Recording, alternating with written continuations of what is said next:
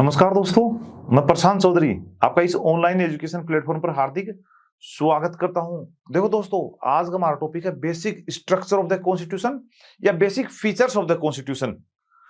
संविधान का मूल ढांचा या संविधान की मूल विशेषताएं। लेकिन जब हम लोग संविधान को पढ़ते हैं तो हम पाते हैं कि संविधान में कहीं भी बेसिक स्ट्रक्चर शब्द का उल्लेख नहीं है। तो फिर इसका उल्लेख है कहां पर?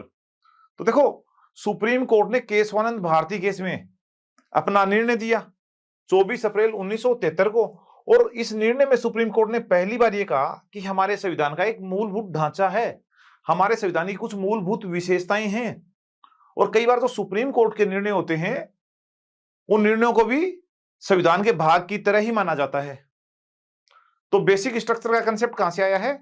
केशवानंद भारती केस में सुप्रीम कोर्ट के निर्णय के द्वारा। और फिर इसके बाद केशवानंद भारती केस के बाद सुप्रीम कोर्ट ने अपने कई अन्य निर्णयों में भी संविधान के मूल ढांचे की अवधारणा को दोहराया। और संविधान के मूलभूत ढांचे की अवधारणा से फायदा क्या हुआ? तो देखो, जो ही सुप्रीम कोर्ट ने यह कहा कि हमारे संविधान की कुछ मूलभूत विशेषताएं हैं जिन्हें संसद संविधान संशोधन के द्वारा भी समाप्त नहीं कर सकती है, तो इस कंसेप्ट के आने से हमारे संविधान के कई सारे खतरे खत्म हुए जिनसे संविधान लगातार जूझ रहा था। क्योंकि हमारे संविधान में कुछ ऐसे दुर्भाग्यपूर्ण संशोधन हुए थे जो संविधान की भावना के खिलाफ थे। इसीलिए अगर कोई मुझसे ये पूछे कि सुप्रीम कोर्ट के 100 सबसे महत्वपूर्ण निर्णयों के बारे में बताओ, तो मुझे 99 निर्णयों का तो नहीं पता कि उन निर्णयों में कौन कौन से निर्णय शामिल होंगे। लेकिन अगर सबसे महत्वपूर्ण निर्णय है आज तक का सुप्रीम कोर्ट का, वो है केशवानंद भारती केस का निर्णय। क्योंकि ये भारत के संवैधानिक विकास में एक नींव का पत्थर है। केशवानंद भारती केस में सुप्रीम कोर्ट ने जो आधारभूत ढांचे का सिद्धांत दिया, इसने ये तय कर दिया कि इस देश में संविधान की चलेगी। कोई भी संस्था, चाहे वो कितनी ताकतवर क्यों ना हो, वो संविधान से ऊपर नहीं हो सकती। किसी सरकार के पास चाहे कितना ही बहुमत क्यों ना हो, तो भी उस सरकार को संविधान की सीमाओं में रह के ही काम करना पड़ेगा।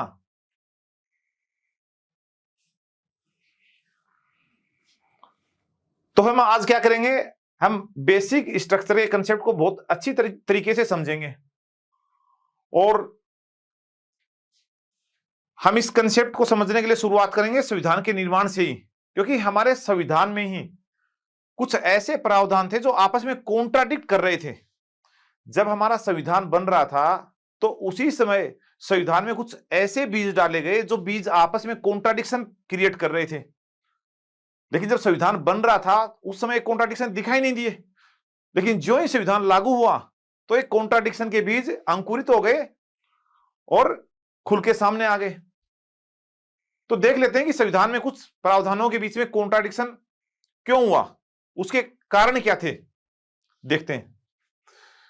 देखो, जब हमारा संविधान बन रहा था तो संविधान के निर्माण में सभी विचारधाराओं के लोग शामिल थे। संविधान के निर्माण में समाजवादी विचारधारा के लोग भी शामिल थे। संविधान के निर्माण में समाजवादी विचारधारा के लोग भी शामिल थे। संविधान के निर्माण में गांधीवादी विचारधारा के लोग भी शामिल थे। और संविधान के निर्माण में उदारवादी विचारधारा के लोग भी शामिल थे, लिबरल भी शामिल थे, उदारवादी विचारधारा के लोग भी शामिल थे।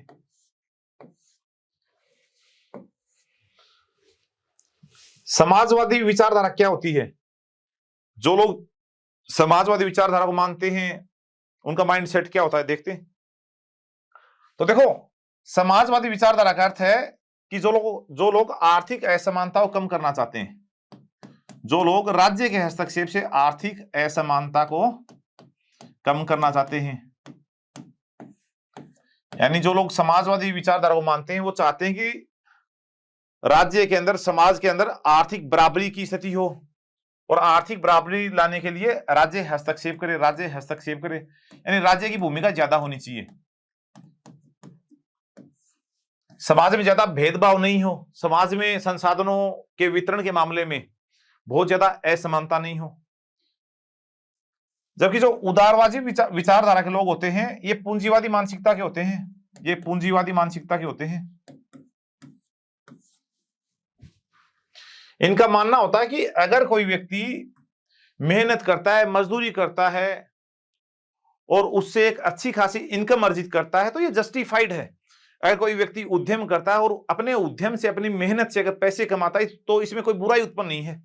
और इसके कारण कोई आर्थिक असमानता उत्पन्न होती है तो थोड़ी बहुत आर्थिक असमानता में भी बुराई नहीं है।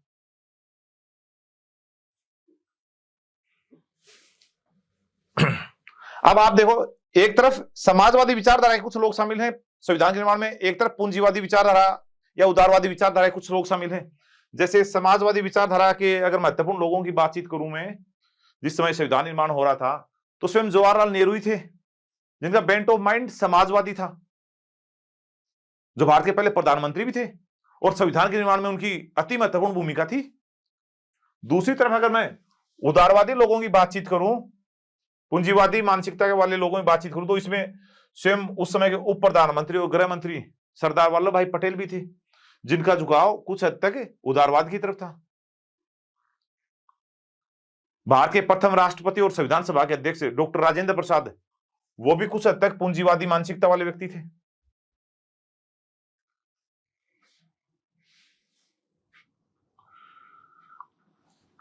और मैंने आपको कुछ बड़े बड़े नेताओं के नाम बताए हैं और ये सभी नेता संविधान के निर्माण में शामिल थे।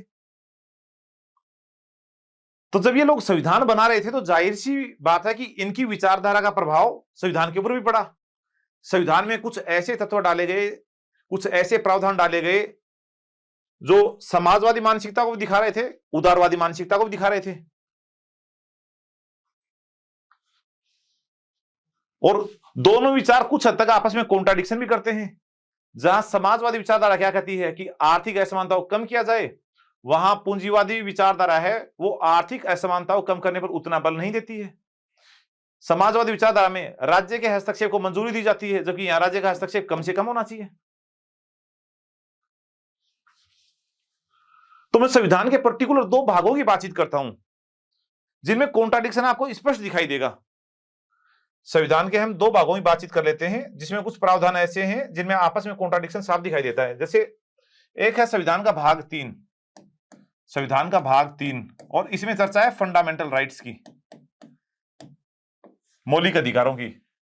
और इसमें आर्टिकल हैं, आर्टिकल 12 से 35 तक, 12 से लेकर 35 तक के आर्टिकल हैं इसमें। दूसरी तरफ है संविधान का भाग 4, संविधान का भाग 4, और इसमें आर्टिकल हैं आर्टिकल 36 से लेके 51 तक। भाग 4 में किसका वर्णन है? डीपीएसपी का, directive principles of state policy, या राज्य के नीति निर्देशक तत्व है। कौन से अधिकारों को फंडामेंटल राइट कहा जाता है? ऐसे अधिकार जो किसी भी व्यक्ति के ऑल राउंड डेवलपमेंट के लिए आवश्यक होते हैं, किसी भी व्यक्ति के सर्वांगीण विकास के लिए आवश्यक होते हैं, और ये सभी के सभी अधिकार राज्य के विरुद्ध प्राप्त होते हैं। यानी राज्य भी फंडामेंटल राइट्स में कटौती नहीं कर सकता है।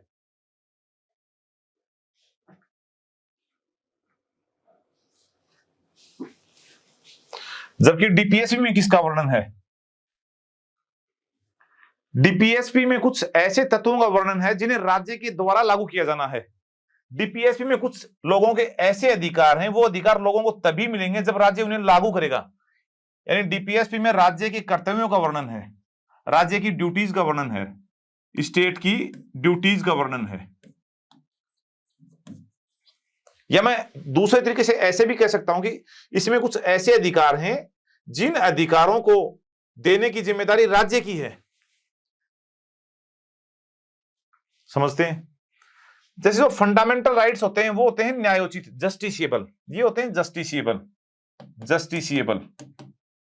यानी अगर किसी व्यक्ति के फंडामेंटल राइट्स वायलेट होते हैं, किसी व्यक्ति के मौलिक अधिकारों का अगर अतिक्रमण होता है, उनका हनन होता है, तो वो व्यक्ति न्यायालय में जा सकता है।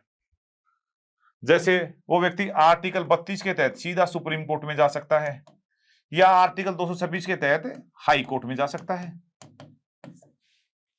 यानी फंडामेंटल राइट्स न्यायमान्य हैं, न्यायोचित हैं।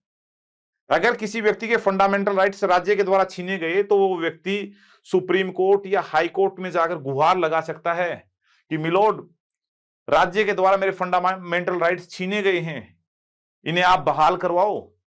इसके लिए वो हाई कोर्ट या सुप्रीम कोर्ट में पिटीशन लगा सकता है। जबकि दूसरी तरफ जो डीपीएसपी के तत्व हैं ये नॉन जस्टिसिएबल हैं, गैर न्यायोचित हैं, ये नॉन जस्टिसिएबल हैं, गैर न्यायोचित हैं, यानी इनके उल्लंघन पर व्यक्ति न्यायालय में नहीं जा सकता है। अगर डीपीएसपी में लोगों को जो अधिकार दिए गए हैं या राज्य के जो दायित्व हैं और राज्य उन दायित्वों को पूरा नहीं करता है, तो व्यक्ति इसके लिए कोर्ट में जाके पिटीशन नहीं लगा सकते हैं। राज्य ऐसा नहीं कह सकते हैं, जैसे डीपीएसपी में ये कहा गया है कि व्यक्तियों के पास काम का अधिकार होना चाहिए, तो कोई बेरोजगार व्यक्ति न्यायालय में जाके ये नहीं कह सकता है कि डीपीएसपी में और काम का अधिकार दिया गया है तो मुझे कहीं रोजगार दिलाओ, राज्य को रोजगार देना ही पड़ेगा। हालांकि राज्य की ड्यूटी तो है कि वो सभी लोगों को रोजगार प्रोवाइड करे, लेकिन कोई व्यक्ति कोर्ट में जाके दावा नहीं कर सकता है, सरकार के खिलाफ केस नहीं कर सकता है। कहने की बात यह है कि डीपीएसपी में जो तत्व हैं उनको लागू कौन करेगा? राज्य लागू करेगा। और डीपीएसपी के तत्वों को लागू करने के लिए राज्य के पास आर्थिक संसाधन होने चाहिए, क्योंकि डीपीएसपी लोगों के सामाजिक आर्थिक विकास से जुड़े हुए हैं, सामाजिक और आर्थिक विकास से जुड़े हुए हैं। और लोगों का सामाजिक और आर्थिक विकास तभी होगा जब स्टेट के पास रिसोर्सेज हों, स्टेट ऐसी नीतियां बनाए जिससे लोगों का अपलिफ्टमेंट हो। और अगर स्टेट नीति बनाएगी सामाजिक और आर्थिक विकास के लिए तो उसके पास रिसोर्सेज तो चाहिए ना। जैसे नरेगा योजना को लागू कर रखा है स्टेट ने, एक काम का अधिकार तो दे ही रखा है ग्रामीण क्षेत्रों में, तो इसके लिए स्टेट के पास रुपए तो होने ही चाहिए ना, रिसोर्स तो होने ही चाहिए। तो राज्य डीपीएसपी को तभी लागू कर सकता है जब उसके पास रिसोर्स हो। इसीलिए डीपीएसपी के तत्वों को नॉन जस्टिसिएबल बनाया गया है, क्योंकि जिस समय भारत आजाद हुआ उस समय भारत एक गरीब राज्य था जिसके पास रिसोर्सों की भारी कमी थी, रिसोर्सेज की। और अगर डीपीएसपी को जस्टिसिएबल बना देते तो फिर लोग सीधे न्यायालय में पहुंचते कि हमें डीपीएसपी में बताए गए अधिकार नहीं मिल रहे हैं या राज्य अपनी ड्यूटीज को पूरा नहीं कर रहा है। तो राज्य अपनी ड्यूटी तभी तो पूरी करेगा जब उसके पास रिसोर्सेज हों। इसलिए यह बात राज्य पे छोड़ दी गई कि जब भी राज्य के पास रिसोर्सेज आएंगे, जब भी राज्य को उचित समय लगेगा, उस समय राज्य कानून बना के या नीतियां बनाकर डीपीएसपी के एलिमेंट्स को लागू करेगा। जबकि फंडामेंटल राइट्स में क्या करना था? राज्य को हस्तक्षेप नहीं करना था। अरे राज्य को बस भेदभाव नहीं करना था। फंडामेंटल राइट्स में लोगों के पास कौन से अधिकार हैं? जैसे समानता का अधिकार है, स्वतंत्रता का अधिकार है, शोषण के विरुद्ध अधिकार है, धार्मिक स्वतंत्रता का अधिकार है, कुछ कल्चरल अधिकार वगैरह हैं। तो इसमें मुख्यतः राज्य को क्या करना है? राज्य को भेदभाव नहीं करना, राज्य को हस्तक्षेप नहीं करना है। अगर राज्य हस्तक्षेप नहीं करेगा तो ये अधिकार लोगों को ऑटोमेटिक रूप से प्राप्त हो जाएंगे।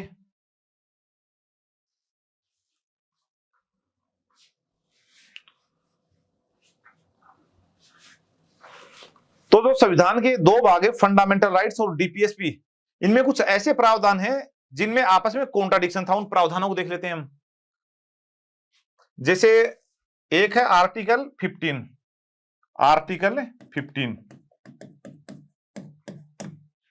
इसका कॉन्ट्राडिक्शन हो रहा था आर्टिकल 46 के साथ, आर्टिकल 46 के साथ। इसी तरीके से एक है आर्टिकल 19(1)(f) और आर्टिकल 31, आर्टिकल 31, इसका कॉन्ट्राडिक्शन हो रहा था आर्टिकल 39(b) एंड (c) के साथ। इसी तरीके से एक आर्टिकल है 25, इसका कॉन्ट्राडिक्शन होता है आर्टिकल 44 के साथ।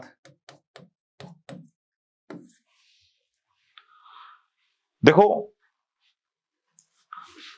जो बेसिक स्ट्रक्चर का जो कंसेप्ट है ये थोड़ा पेचीदा जरूर है, लेकिन अगर आपने एक बार ठीक तरीके से समझ लिया तो फिर आपको जगह जगह से इस कंसेप्ट को समझने की आवश्यकता नहीं पड़ेगी, क्योंकि ये एग्जाम के पॉइंट ऑफ व्यू से वेरी वेरी इंपॉर्टेंट टॉपिक है। इससे रिलेटेड क्वेश्चन प्रीलिम्स में तो पूछे ही जाते हैं, मेंस में भी बार बार पूछे जाते हैं। और जब हम बेसिक स्ट्रक्चर को पढ़ेंगे तो हम बेसिकली ये भी समझेंगे कि हमारे संविधान में फंडामेंटल राइट्स और डीपीएसपी के बीच में झगड़ा क्यों उत्पन्न हुआ, ऐसे कौन से कारण हैं। तो मेरा एक ये सुझाव है कि आप वीडियो को देखने के साथ साथ कॉपी पेन भी खोल के रखो, क्योंकि मैं कई आर्टिकल्स की चर्चा करूंगा और जब तक मैं उन आर्टिकल्स की चर्चा नहीं करूंगा तब तक कंसेप्ट कंप्लीटली क्लियर नहीं होगा। तो यहां मेरा यह प्रयास रहेगा कि बेसिक स्ट्रक्चर से रिलेटेड जो भी कंसेप्ट है उसको हम पूरा क्लियर करता हुआ चलूं। ठीक है, तो कॉपी पेन खोल के रखो और कुछ लिखते रहो जो आपको इंपॉर्टेंट लगे। तो जैसे अब हम आर्टिकल्स देखते हैं। मैंने बताया कि आर्टिकल 15 और आर्टिकल 46 के अंदर क्या था, आपस में कॉन्ट्राडिक्शन था। हम कुछ और आर्टिकल्स की भी चर्चा करेंगे। जैसे एक है आर्टिकल 14। आर्टिकल 14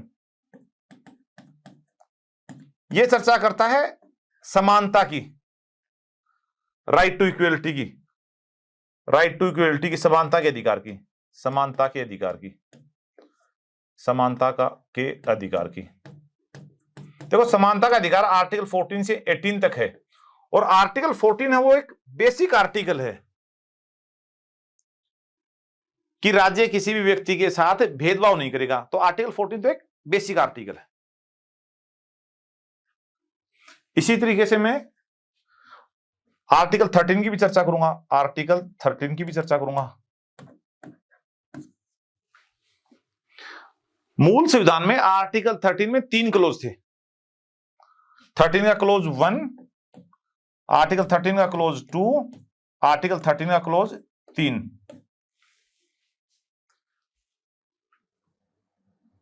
आर्टिकल 13 के क्लोज 1 में क्या बताया गया था कि संविधान के लागू होने से ठीक पहले जो कानून भारत में चल रहे थे वो संविधान के लागू होने के बाद भी चलते रहेंगे, लेकिन अगर वो किसी भी सीमा तक फंडामेंटल राइट्स को वायलेट करते हैं तो वो उस सीमा तक शून्य हो जाएंगे।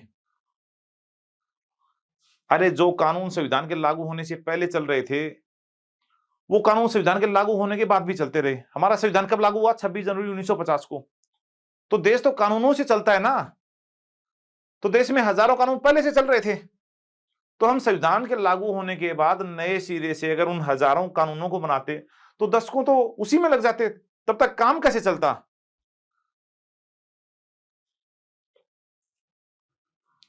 तो क्या व्यवस्था कर दी? 13(1) में ये लिख दिया कि संविधान के लागू होने से ठीक पहले जो कानून चल रहे थे वो संविधान के लागू होने के बाद भी चलते रहेंगे, कोई समस्या नहीं है। लेकिन अगर उन कानूनों में से कोई कानून फंडामेंटल राइट्स को वायलेट करता है तो वो उस सीमा तक शून्य हो जाएगा जिस सीमा तक वो फंडामेंटल राइट्स को वायलेट करता है। यानी अगर पूरा का पूरा कानून फंडामेंटल राइट्स के अगेंस्ट है तो पूरा का पूरा कानून खारिज कर दिया जाएगा। और यदि कानून का कोई पर्टिकुलर क्लोज फंडामेंटल राइट्स के खिलाफ है तो पूरे कानून को खारिज करने के बजाय उस पर्टिकुलर क्लोज को खारिज कर देंगे। जैसे मान लेते हैं किसी कानून में 10 क्लोज हैं, उसमें से केवल 2 क्लोज फंडामेंटल राइट्स के अगेंस्ट हैं, तो पूरे कानून को खारिज नहीं करेंगे, केवल उन 2 क्लोज को खारिज करेंगे।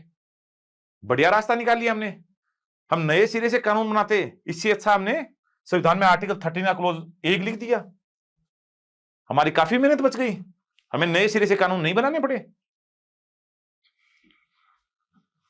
तो आर्टिकल 13 का क्लोज 1 है संविधान के लागू होने से पहले के कानूनों के लिए।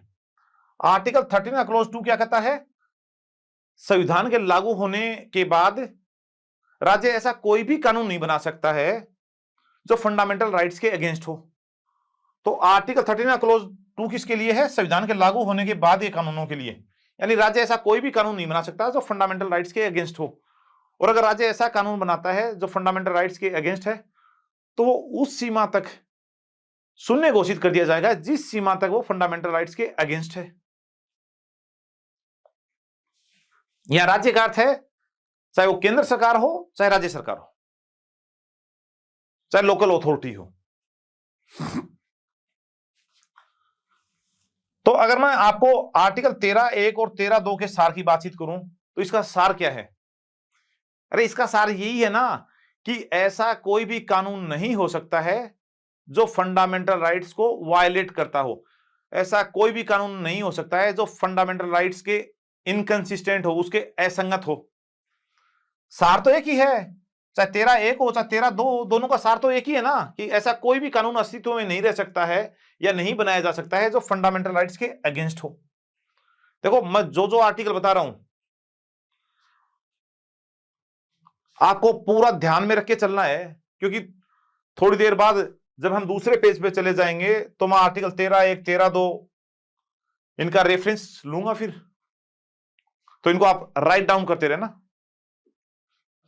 अब हम आर्टिकल 13 के क्लोज 3 को देख लेते हैं। आर्टिकल 13 का क्लोज 3 क्या कहता है? आर्टिकल 13 के क्लोज 3 में यह बताया गया है कि कानून मानेंगे किसको।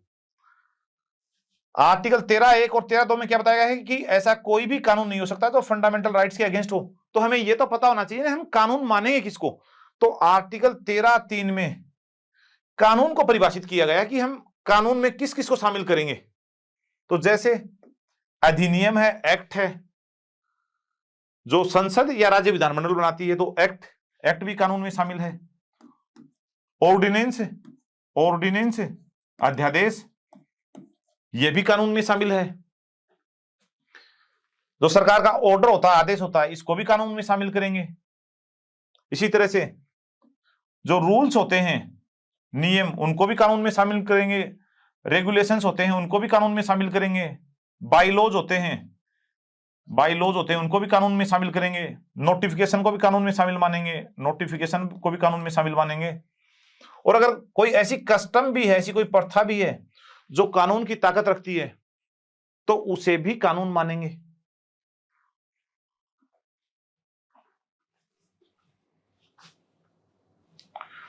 तो हमने संविधान के भाग 3 और संविधान के भाग 4 के कुछ तत्वों की चर्चा कर रहे हैं, जैसे हम, क्योंकि इनका हम कॉन्ट्राडिक्शन देखेंगे थोड़ी देर में। एक संविधान का भाग और है, भाग 20, उसकी बार बार चर्चा आएगी, भाग 20। और इसमें सिर्फ एक आर्टिकल है, आर्टिकल 361। और आर्टिकल 361 में, सॉरी, आर्टिकल 368, लिख 368 रहा हूं और बोल रहा हूं 361। तो संविधान का भाग 20 है, इसमें है आर्टिकल 368। और आर्टिकल 368 में संविधान के संशोधन की चर्चा है। इसमें संविधान संशोधन की चर्चा है कि संविधान का संशोधन कैसे होगा। ठीक है,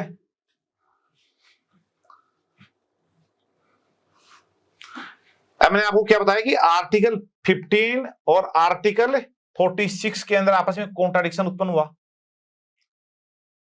जिस समय संविधान निर्मित हो रहा था उस समय तो एक कॉन्ट्राडिक्शन दिखाई नहीं दिया, लेकिन जो ही संविधान लागू हुआ एक कॉन्ट्राडिक्शन खुल के सामने आ गया।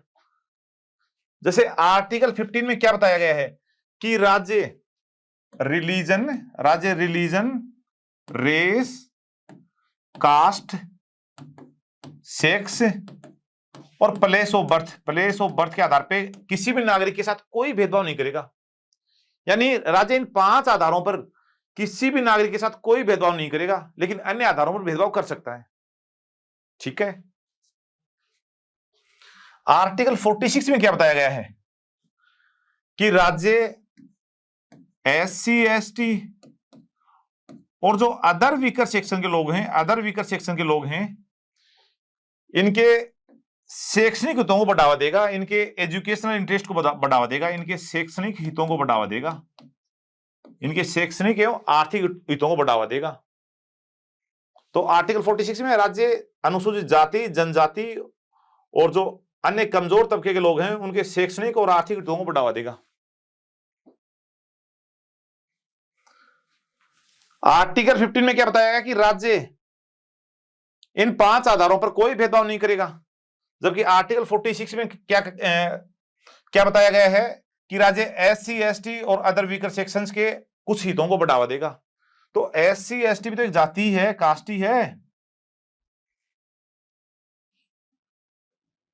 देखते हैं, जैसे जो ही संविधान लागू हुआ तो संविधान के लागू होते ही आर्टिकल 15 का और 46 का कॉन्ट्राडिक्शन सामने आया। विशेष रूप से किस केस में? समकम दोहराए राजन वर्सेज स्टेट ऑफ मद्रास के केस में, किस केस में? संपकम दोराईराजन, संपकम दोराईराजन वर्सेज स्टेट ऑफ मद्रास के केस में। उस समय का मद्रास राज्य का अर्थ मान लो आज का तमिलनाडु। तो इस केस में आर्टिकल 15 और आर्टिकल 46 के बीच का झगड़ा खुल के सामने आ गया। कैसे आ गया बताता हूं।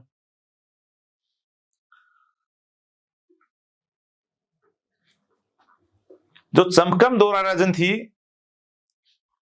ये मेडिकल एंट्रेंस एग्जाम की तैयारी कर रही थी, फिर इन्होंने मेडिकल का एग्जाम दिया, ये मेरिट लिस्ट में भी आ गई, लेकिन मेरिट लिस्ट में आने के बावजूद भी इनको सरकारी मेडिकल कॉलेज में सीट नहीं मिली, क्योंकि उस समय के मद्रास राज्य में धर्म और जाति के आधार पर सरकारी मेडिकल कॉलेज और सरकारी इंजीनियरिंग कॉलेज में आरक्षण दिया जा रहा था। और ये आरक्षण कब से दिया जा रहा था? ये आरक्षण दिया जा रहा था 1927 से, 1927 से। तो मद्रास राज्य में जो आरक्षण दिया जा रहा था, ये आरक्षण दिया जा रहा था 1927 से। 1927 का मद्रास राज्य का एक आदेश था, कम्युनल गवर्नमेंट ऑर्डर, सांप्रदायिक सरकारी आदेश। इस आदेश के तहत मद्रास राज्य सरकारी मेडिकल और इंजीनियरिंग कॉलेज में किसके आधार पर आरक्षण दे रही थी? धर्म और जाति के आधार पर आरक्षण दे रही थी। कोई समस्या नहीं थी। 26 जनवरी 1950 तक कोई समस्या नहीं थी, क्योंकि हमारा संविधान तो लागू हुआ 26 जनवरी 1950 को। और संविधान के फंडामेंटल राइट्स में एक आर्टिकल 15 और आर्टिकल 15 में स्पष्ट रूप से बताया गया है कि राज्य धर्म और जाति के आधार पर किसी भी नागरिक के साथ कोई भेदभाव नहीं कर सकता है। समझ में आ रहा है कॉन्ट्राडिक्शन? आर्टिकल 15 में तो यह बताया गया कि राज्य धर्म और जाति के आधार पर कोई भेदभाव नहीं कर सकता है, जबकि मद्रास राज्य सरकारी मेडिकल और सरकारी इंजीनियरिंग कॉलेज में धर्म और जाति के आधार पर आरक्षण दे रहा है। इसके लिए मद्रास राज्य का 1927 का कानून है।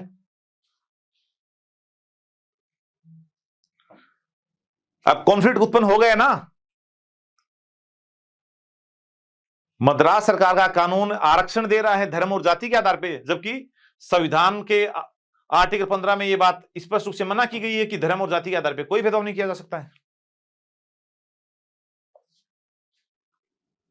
अब संपकम दोराईराजन का संविधान पढ़ा हुआ था, वो सीधा मद्रास हाई कोर्ट गई। आर्टिकल 226 के तहत उन्होंने मद्रास हाई कोर्ट में रिट पिटीशन लगाई कि मिलोड, मद्रास राज्य का 1927 का कानून मेरे आर्टिकल 15 में दिए गए फंडामेंटल राइट्स को वायलेट कर रहा है, क्योंकि मद्रास राज्य का जो कानून है वो धर्म और जाति के आधार पे सरकारी मेडिकल कॉलेज में आरक्षण दे रहा है, और जिसके कारण मुझे सरकारी मेडिकल कॉलेज में एडमिशन नहीं मिल रहा है, जबकि मैं मेरिट लिस्ट में भी हूं, वरीयता सूची में भी हूं।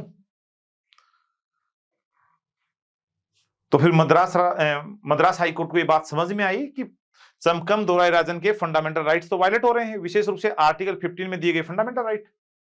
लेकिन कोर्ट जब भी कोई निर्णय देता है तो दोनों पक्षों को सुनता है। तो कोर्ट ने क्या किया? मद्रास राज्य को एक समन जारी किया कि इस केस में आप भी अपना पक्ष रखो। मद्रास राज्य के वकील पहुंचे हाईकोर्ट, मद्रास हाईकोर्ट, और उन्होंने अपना पक्ष रखा। कोर्ट ने कहा कि आप किस आधार पर आरक्षण दे रहे हो? तो मद्रास सरकार का तर्क था कि हम आर्टिकल 46 को लागू करना चाह रहे हैं, और आर्टिकल 46 में क्या बताया गया है कि SC ST और जो अदर वीकर सेक्शन के जो लोग हैं उनके शैक्षणिक हितों में बढ़ावा देने के लिए राज्य काम करेगा, और हम ये आरक्षण देकर उनके शैक्षणिक हितों को बढ़ावा दे रहे हैं, उनके शैक्षणिक हितों में अपलिफ्टमेंट कर रहे हैं।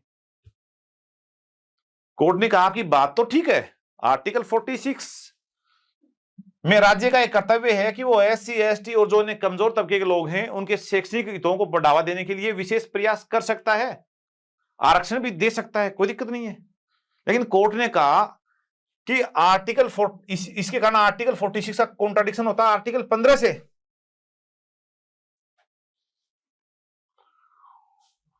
और आपको मैंने थोड़ी देर पहले बताया था कि आर्टिकल 15 किसका भाग है? फंडामेंटल राइट का भाग है, क्योंकि फंडामेंटल राइट में आर्टिकल 12 से लेकर 35 तक आते हैं, तो आर्टिकल 15 फंडामेंटल राइट का भाग है। और फंडामेंटल राइट्स हैं ये जस्टिसिएबल हैं, अगर किसी व्यक्ति के फंडामेंटल राइट्स वायलेट होते हैं तो वो न्यायालय में जाके ये मांग कर सकता है कि मेरे फंडामेंटल राइट्स को बहाल करवाया जाए। जबकि डीपीएसपी के जो एलिमेंट्स हैं ये नॉन जस्टिसिएबल हैं, इनके उल्लंघन पर कोई व्यक्ति कोर्ट नहीं जा सकता है। तो यहां बेसिकली झगड़ा किस किस के बीच में हो गया? फंडामेंटल राइट के बीच में और डीपीएसपी के बीच में। झगड़ा ये हो गया कि सुपीरियर किसको माना जाए, डीपीएसपी को सुपीरियर माना जाए या फंडामेंटल राइट को सुपीरियर माना जाए। तो फिर मद्रास हाईकोर्ट ने कहा देखो हम तो चलेंगे संविधान के हिसाब से, हमें तो संविधान की सीमाओं में रह के काम करना है, और संविधान में स्पष्ट रूप से लिखा गया है कि फंडामेंटल राइट्स तो हैं जस्टिसिएबल और जो डीपीएसपी के एलिमेंट हैं वो है नॉन जस्टिसिएबल। तो हम तो सीधी सी बात है फंडामेंटल राइट्स को सुपीरियर मानेंगे और डीपीएसपी को हम फंडामेंटल राइट्स का सब्सिडियरी मानेंगे। और फिर मद्रास हाईकोर्ट ने अपना फैसला दे दिया कि मद्रास सरकार का जो 1927 का जो कानून है वो अनकॉन्स्टिट्यूशनल है, असंवैधानिक है, और उसे खारिज किया जाता है, यानी अब उसे लागू नहीं किया जा सकेगा। इससे शैक्षणिक संस्थाओं में एडमिशन के मामले में जो आरक्षण था मद्रास राज्य में वो समाप्त हो गया। मद्रास राज्य टेंशन में आ गया। फिर मद्रास राज्य ने सुप्रीम कोर्ट में पिटीशन लगाई हाई कोर्ट के फैसले को बदलवाने के लिए, लेकिन सुप्रीम कोर्ट ने भी 1951 में सेम फैसला दिया। जिन आधारों पे हाई कोर्ट ने फैसला दिया था एज इट इज फैसला सुप्रीम कोर्ट ने दे दिया।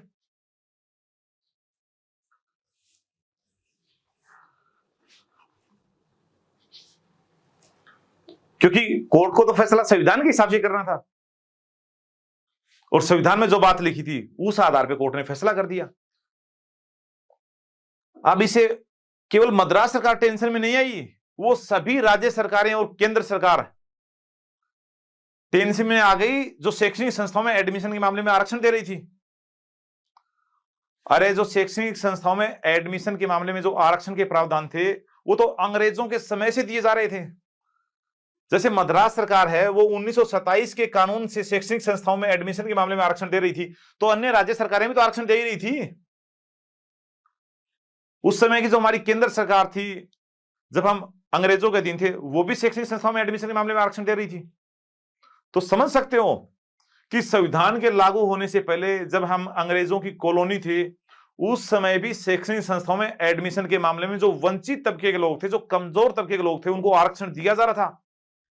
और जो ही संविधान लागू हुआ तो कोर्ट के आदेश के द्वारा शैक्षणिक संस्थाओं में उनको जो आरक्षण मिल रहा था वो आरक्षण समाप्त हो गया। अब ये बात वंचित तबके के लोगों को अच्छी लगेगी या बुरी लगेगी? वो ठगा हुआ महसूस करेंगे या ठगा हुआ महसूस नहीं करेंगे?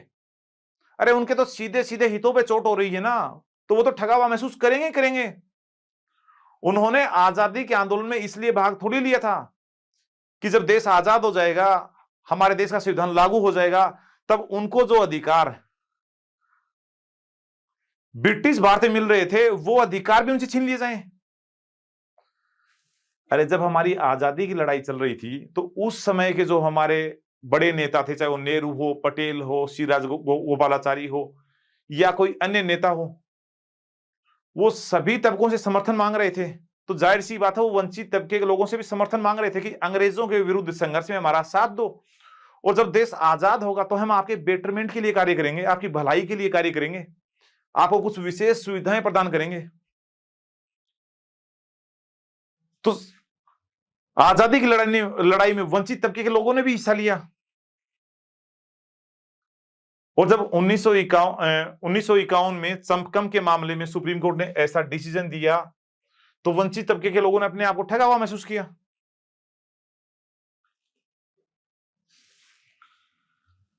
अब अगर जो समकम दोहराए राजन के मामले में सुप्रीम कोर्ट का जो डिसीजन आया था, अगर इस डिसीजन को सरकार नहीं सुधारती, संसद नहीं सुधारती, तो फिर सरकारों को वंचित तबके के लोगों के गुस्से को सहन करना पड़ता आने वाले चुनाव में। यह बात विभिन्न राज्य सरकारों को भी समझ में आ रही थी, केंद्र सरकार को भी समझ में आ रही थी कि अगर हम समकम दोहराए मामले में सुप्रीम कोर्ट का जो डिसीजन है इसमें अगर सुधार नहीं करेंगे तो हो सकता है कि हमें वंचित तबके के लोगों का समर्थन नहीं मिले।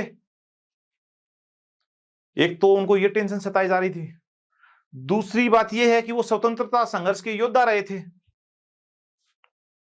उन्होंने भेदभाव भी देखा था, अस्पृश्यता भी देखी थी, और वो भी तो समाजी भलाई के लिए काम करना चाह रहे थे। वो भी तो समाज के जो वंचित तबके के लोग थे उनको मुख्य धारा में लाना चाह रहे थे,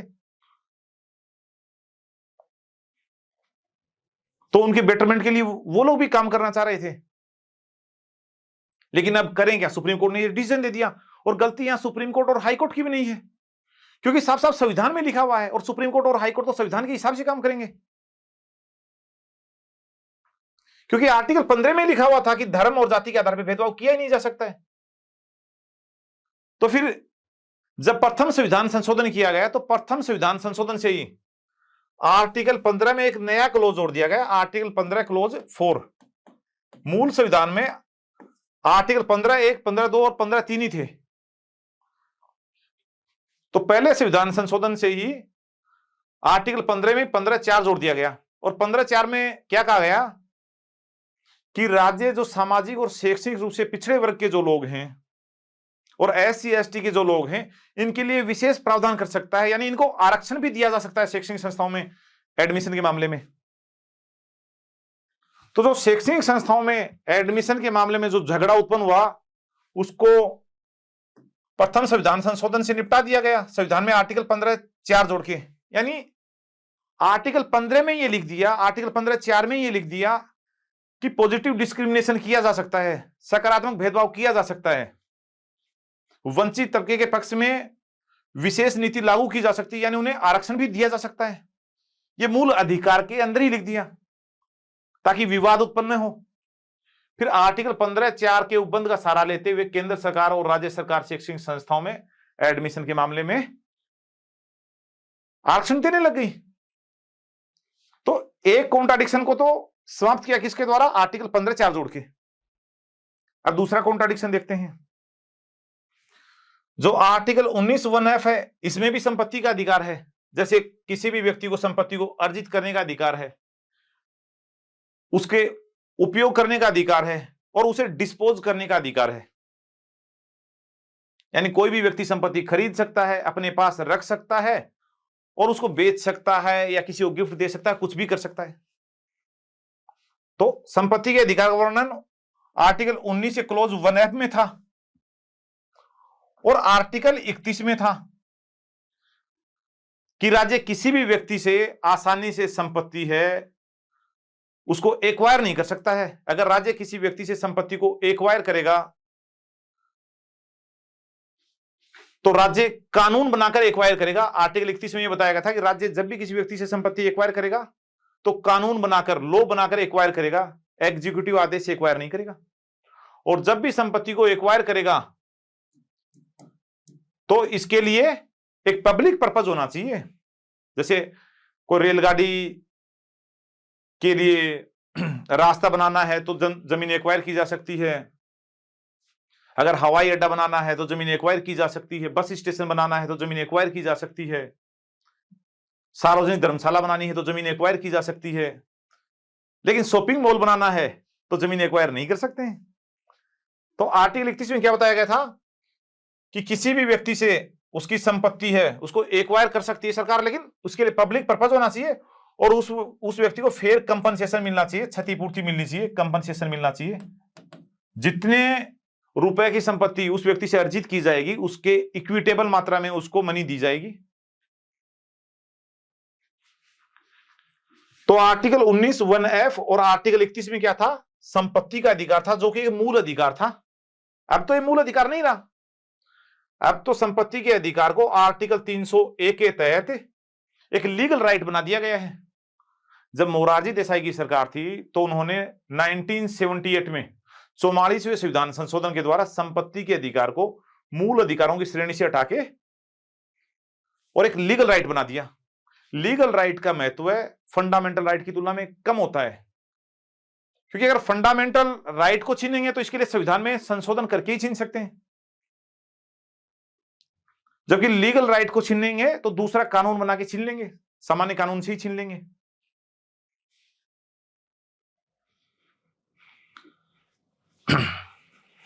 जैसे आर्टिकल 15(4) जोड़ा गया और समानता के सिद्धांत का अपवाद स्थापित किया गया, तो ये किसके द्वारा किया गया? संविधान संशोधन के द्वारा किया गया, क्योंकि सामान्य कानून से ऐसा नहीं किया जा सकता था। आर्टिकल 13(1), 13(2) क्या कहते हैं कि ऐसा कोई भी कानून राज्य नहीं बना सकता है जो कानून फंडामेंटल राइट्स के अगेंस्ट हो।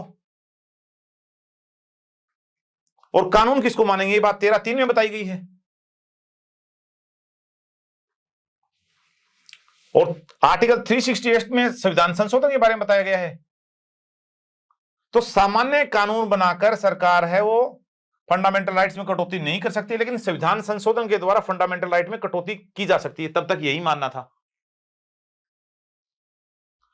तो संविधान संशोधन करके और धर्म और जाति के आधार पर आरक्षण देने की व्यवस्था कर दी गई थी आर्टिकल 15(4) के द्वारा। यानी बेसिकली शैक्षणिक संस्थाओं में आरक्षण की व्यवस्था कर दी गई थी। राज्य इन 5 आधारों पर भी आरक्षण दे सकते हैं, ऐसी व्यवस्था कर दी गई थी। अब हमारी बात चल रही थी आर्टिकल 19 और 31 जो कि संपत्ति के अधिकार थे, फंडामेंटल राइट थे, और इनका कॉन्ट्राडिक्शन हो रहा था आर्टिकल 39(b) और (c) से। आर्टिकल 39(b) और (c) किसके भाग है? डीपीएसपी के भाग हैं, जो पार्ट नॉन जस्टिसेबल है उसके भाग हैं। और आर्टिकल 39(b) और (c) में क्या कहा गया है? इन दोनों का निष्कर्ष ये है कि राज्य आर्थिक असमानता को कम करने का प्रयास करेगा। राज्य आर्थिक असमानता को कम करने का प्रयास करेगा। राज्य ऐसे कानून बनाएगा जिससे आर्थिक असमानता कम हो, धन का संकेंद्रण रुके। तो आर्थिक असमानता कम हो, धन का संकेंद्रण रुके।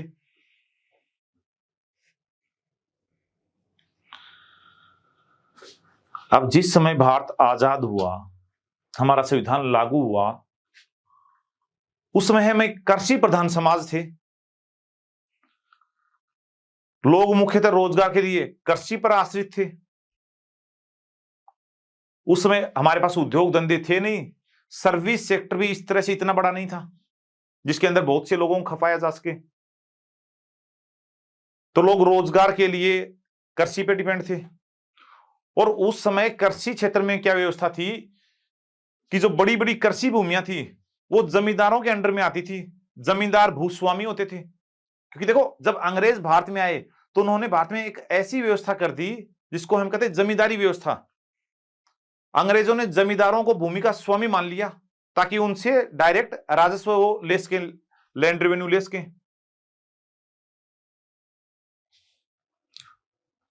तो जब भारत आजाद हुआ, संविधान लागू हुआ, उस समय भी जमींदारों के अंडर में बड़े बड़े लैंड के टुकड़े थे। हजारों एकड़ जमीन थी, वो जमींदारों के अंडर में आती थी। संपत्ति के मुख्य साधनों में जमीन ही होती थी।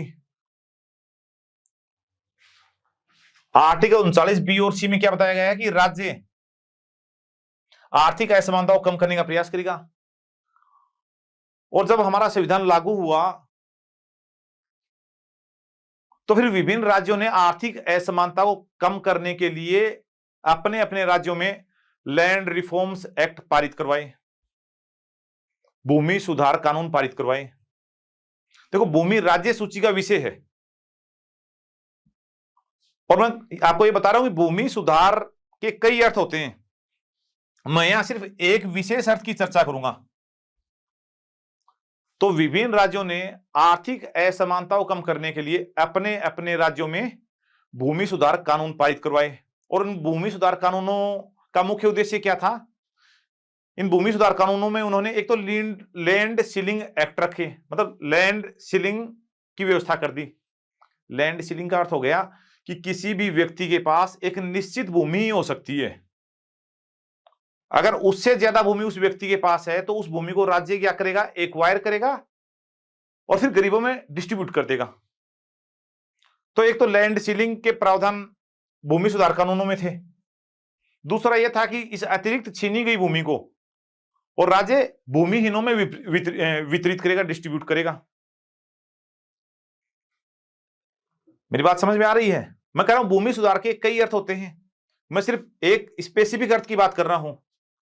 और वो स्पेसिफिक अर्थ क्या है कि राज्य जमींदारों से जो उनकी अतिरिक्त भूमि है, एक सीमा के बाद जो अतिरिक्त भूमि है, जैसे मान लेते हैं किसी जमींदार के पास 1000 एकड़ जमीन है, 1000 एकड़ जमीन है, तो राज्य ऐसा प्रावधान कर सकता है कि कोई पर्टिकुलर व्यक्ति है वो 100 एकड़ जमीन रख सकता है, इसके अलावा जो उसकी अतिरिक्त जमीन होगी उसको राज्य एक्वायर करेगा और फिर गरीबों में डिस्ट्रीब्यूट कर देगा।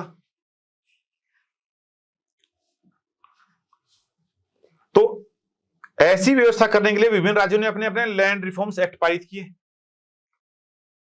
और जमींदारों से उनकी अतिरिक्त भूमि, भूस्वामी से उनकी अतिरिक्त भूमि छीनने का प्रयास किया, लेकिन जमींदार साहब सीधे के सीधे कोर्ट में पहुंच गए।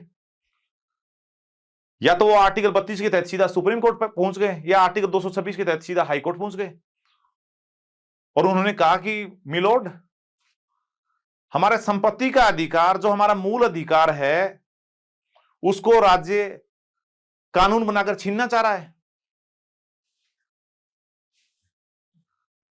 अरे आर्टिकल 19 और 31 में संपत्ति के अधिकार को मूल अधिकार के रूप में रखा गया था और राज्य सरकारें आर्टिकल 39 बी और सी को लागू करने के लिए लैंड रिफॉर्म्स एक्ट पारित कर रही थी। तो फिर से कॉन्ट्राडिक्शन किसके बीच में है? फंडामेंटल राइट्स के बीच में और डीपीएसपी के बीच में। किसकी जीत होगी? अरे फंडामेंटल राइट्स की जीत होगी, क्योंकि आर्टिकल 13(1) और 2 में क्या बताया गया है कि ऐसा कोई भी कानून नहीं बनाया जा सकता है जो फंडामेंटल राइट्स के अगेंस्ट हो। तो राज्यों ने जो भूमि सुधार कानून बनाए थे ये तो सामान्य कानून ही तो थे, ऑर्डिनरी लॉ तो थे। विभिन्न राज्य सरकारों ने अपने राज्य विधानमंडलों से सामान्य कानून पारित किए, क्योंकि संविधान संशोधन की शक्ति तो इनके पास है ही नहीं। संविधान संशोधन की शुरुआत तो संसद से ही होगी, राज्यों के पास तो संविधान संशोधन की शक्ति नहीं होती है। तो राज्यों ने तो अपने साधारण कानून बनाए, भूमि सुधार कानून बनाए, लेकिन क्या वो हाई कोर्ट में या सुप्रीम कोर्ट में टिकेंगे जब जमींदार लोग उन्हें चुनौती देंगे? नहीं टिकेंगे, क्योंकि आर्टिकल 13(2) क्या कहता है कि ऐसा कोई भी कानून नहीं बनाया जा सकता है जो फंडामेंटल राइट्स के अगेंस्ट हो। तो राज्य सरकारों के कानून हवा हो गए, हाई कोर्ट और सुप्रीम कोर्ट ने इनको अनकॉन्स्टिट्यूशनल घोषित कर दिया। अब राज्य सरकारें टेंशन में थी कि लैंड रिफॉर्म्स एक्ट को कैसे लागू किया जाए ताकि वंचित तबके के लोगों के पास कुछ संपत्ति तो जाए जो भूमि के रूप में हो। तो फिर क्या किया राज्य सरकारों ने? केंद्र को अप्रोच किया, सेंटर को अप्रोच किया और 1950-51 में भारत के प्रधानमंत्री कौन थे? जवाहरलाल नेहरू, उनसे अप्रोच की। उस समय जो हमारे विभिन्न प्रांत थे उनमें भी कांग्रेस की सरकारें थी, केंद्र में भी कांग्रेस की सरकार थी और इसके सर्वे थे जवाहरलाल नेहरू। और जवाहरलाल नेहरू खुद समाजवादी मानसिकता के व्यक्ति थे। वो खुद चाह रहे थे कि लैंड रिफॉर्म्स एक्ट एफिशिएंटली लागू हो ताकि जो भूमिहीन की कृषक वर्ग है उसको भी कुछ जमीन वगैरह प्राप्त हो। तो फिर जब प्रथम संविधान संशोधन किया गया तो उस संविधान संशोधन के द्वारा आर्टिकल 31 में ही 31A और B भी जोड़ दिया गया।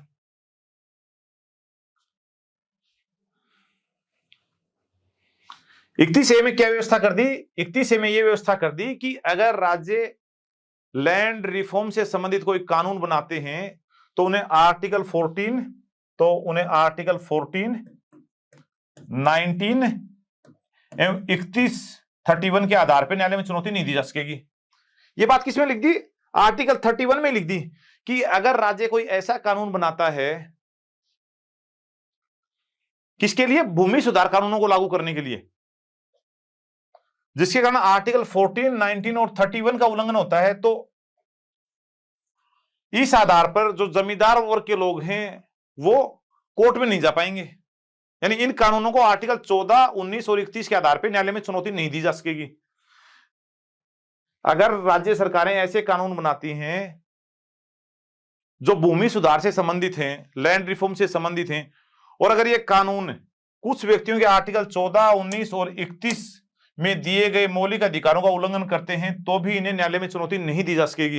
ये बात मूल अधिकारों में ही लिख दी कि राज्य जमीन छीन सकते हैं, कोई दिक्कत नहीं है, और गरीबों में वितरित कर सकते हैं।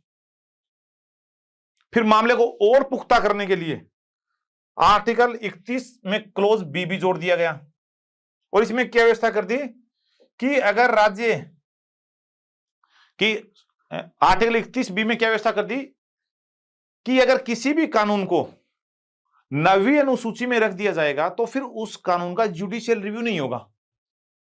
हमारे मूल संविधान में 8 ही अनुसूचियां थी, 9वीं अनुसूची जोड़ी गई है पहले संविधान संशोधन के द्वारा, और पहले संविधान संशोधन में आर्टिकल 31B जोड़ा गया, और 31B में क्या लिख दिया कि अगर किसी भी कानून को 9वीं अनुसूची में रख दिया जाएगा तो फिर उसका जुडिशियल रिव्यू नहीं किया जाएगा। कानून को 9वीं अनुसूची में कौन रखेगा? संसद रखेगी, क्योंकि किसी भी कानून को अगर 9वीं अनुसूची में रखना है तो संविधान संशोधन करके 9वीं अनुसूची में रखना पड़ेगा, क्योंकि 9वीं अनुसूची संविधान का भाग है। डायरेक्ट राज्य सरकारें अपने कानून को 9वीं अनुसूची में नहीं रख सकती हैं, भले ही कानून चाहे राज्य सरकारों के हों, उनको 9वीं अनुसूची में कौन रखेगा? केंद्र रखेगा, संसद रखेगी। ठीक है, तो डबल पुख्ता व्यवस्था की कि नहीं की पहले संविधान संशोधन के द्वारा, ताकि संपत्ति के अधिकार को छीना जा सके लैंड रिफॉर्म्स को लागू करने के लिए। जैसे आर्टिकल 31A में ये व्यवस्था कर दी थी कि अगर भूमि सुधार कानूनों को लागू किया जाता है तो आर्टिकल 14, 19 और 31 के आधार पर उन्हें चुनौती नहीं दी जा सकेगी। 19 और 31 ये तो डायरेक्ट रूप से संपत्ति के अधिकार हैं। आर्टिकल 14 क्या है? बेसिक राइट है, समानता का अधिकार है। जमींदार लोग ये नहीं कह सकते कि सिर्फ मेरी ही भूमि क्यों छीनी जा रही है, अन्य लोगों की भूमि क्यों नहीं छीनी जा रही है। और 31B में और पुख्ता व्यवस्था कर दी कि इन कानूनों को, लैंड रिफॉर्म से संबंधित कानूनों को उठा के फिर 9वीं अनुसूची में रख दिया जाएगा तो फिर तो इनका जुडिशियल रिव्यू ही नहीं होगा, फिर तो इन्हें चाहे हाई कोर्ट हो चाहे सुप्रीम कोर्ट हो, इनका न्यायिक पुनरावलोकन ही नहीं कर पाएगा।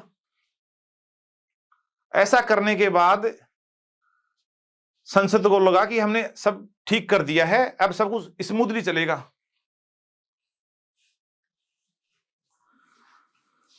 यहां तक बात समझ में आई?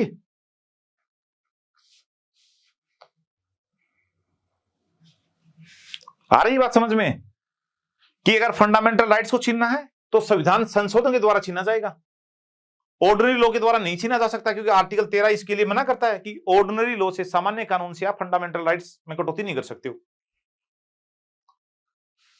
अब बेचारे जो जमींदार वर्ग थे, क्या वो कोर्ट में जा सकते थे कि हमसे हमारी अतिरिक्त भूमि छीनी जा रही है, हमसे हमारी जमीन छीनी जा रही है? नहीं जा सकते थे। कैसे जा सकते थे? अगर वो कोर्ट में जाएंगे तो कोर्ट कहेगा कि संविधान में लिखा हुआ कि आपकी भूमि छीनी जा सकती है, 31A में लिखा है, 32 में लिखा है, छीन सकते हैं। तो जाके वो कोर्ट में जाके क्या बोले बेचारे। इसी तरह से जो उच्च जातियों के लोग थे जिनको नुकसान हो रहा था शैक्षणिक संस्थाओं में, जो कमजोर तबके के लोग थे, उनको आरक्षण मिलने के कारण तो वो भी कोर्ट में नहीं जा सकते थे, क्योंकि आर्टिकल 15(4) जोड़ दिया गया था, जिसमें क्या कहा गया था कि भेदभाव किया जा सकता है। अब देखो, आदर्शवाद की बातें अलग होती हैं, लेकिन जिस भी व्यक्ति के अधिकार छीने जाते हैं तो उसको यह लगता है कि मेरे साथ गलत हो रहा है।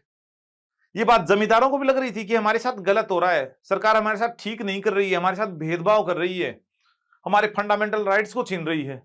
यही बात उच्च जातियों के उन लोगों को लग रही थी जिनका शैक्षणिक मामले में हमेशा डोमिनेंस रहा था। जैसे आबादी में, जैसे उनकी आबादी होती थी 5 से 10%, और शिक्षा के क्षेत्र में एडमिशन के मामले में एडमिशन होते थे उनके 70%, 80%। वो तो पिछड़े तबके के लोग थे, आबादी में उनकी भूमिका थी 70-80%, और शिक्षा के क्षेत्र में 8-10%। तो इनको भी समस्या हो रही थी भाई, जिस भी व्यक्ति के हित प्रभावित होंगे उसको तो समस्या होगी। तो ये जमींदार वर्ग और अन्य जो उच्च जातियों के लोग थे, इनको समस्या हो रही थी, लेकिन अब कोर्ट में जा नहीं सकते थे, क्योंकि खुद संविधान में ही संविधान संशोधन करके लिख दिया गया था कि संपत्ति छीन सकते हैं, शिक्षा क्षेत्र में आरक्षण दे सकते हैं। फिर एक केस आता है शंकरी प्रसाद का केस। उस केस में एक नया एंगल खुल गया, जमींदारों को या उच्च जातियों के लोगों को एक रास्ता दिखाई दिया। देखते हैं, उसके ऊपर चर्चा करते हैं, वो रास्ता क्या है। शंकरी प्रसाद का केस आता है 1951 में, और इसको देखते हैं हम। मैंने 2 आर्टिकल की चर्चा की थी, एक तो आर्टिकल 13 जो शायद आपको याद होगा, याद नहीं है तो ध्यान करो एक बार। एक है आर्टिकल 368। अगर संविधान में संशोधन करना है तो आर्टिकल 368, संविधान में संशोधन करने की शक्ति आर्टिकल 368 में है। संविधान में संशोधन करने की शक्ति आर्टिकल 368 में है, प्रक्रिया भी है और शक्ति भी है। और आर्टिकल 13 क्या है? कोई भी ऐसा कानून नहीं बनाया जा सकता, कोई भी ऐसा कानून नहीं बनाया जा सकता जो फंडामेंटल राइट्स के अगेंस्ट हो, अगेंस्ट हो।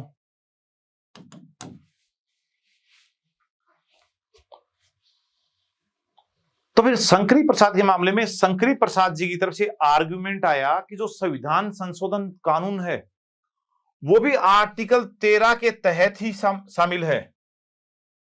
एक नया आर्गुमेंट आया, क्योंकि लगातार दिमाग तो लगा रहे थे जो जमींदार वर्ग के लोग थे, इन्होंने वकीलों को लगा रखा था, काम पे लगा रखा था कि कोई न कोई ऐसा संवैधानिक पहलू निकालो जिससे राज्य है वो लैंड रिफॉर्म्स एक्ट को लागू नहीं कर पाए।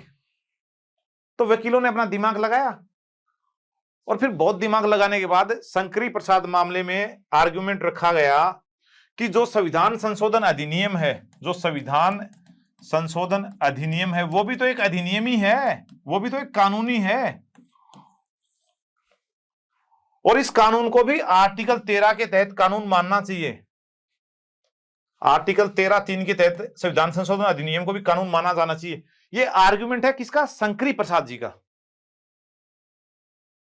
अगर संविधान संशोधन अधिनियम को आर्टिकल 13(3) के तहत अगर कानून मान लेंगे तो आर्टिकल 13(2) में क्या बताया गया है कि राज्य ऐसा कोई भी कानून नहीं बना सकता है जो फंडामेंटल राइट्स के अगेंस्ट हो। तो अगर संविधान संशोधन अधिनियम को आर्टिकल 13 के तहत कानून मान लेंगे तो फिर संविधान संशोधन के द्वारा भी फंडामेंटल राइट्स में कटौती नहीं की जा सकेगी।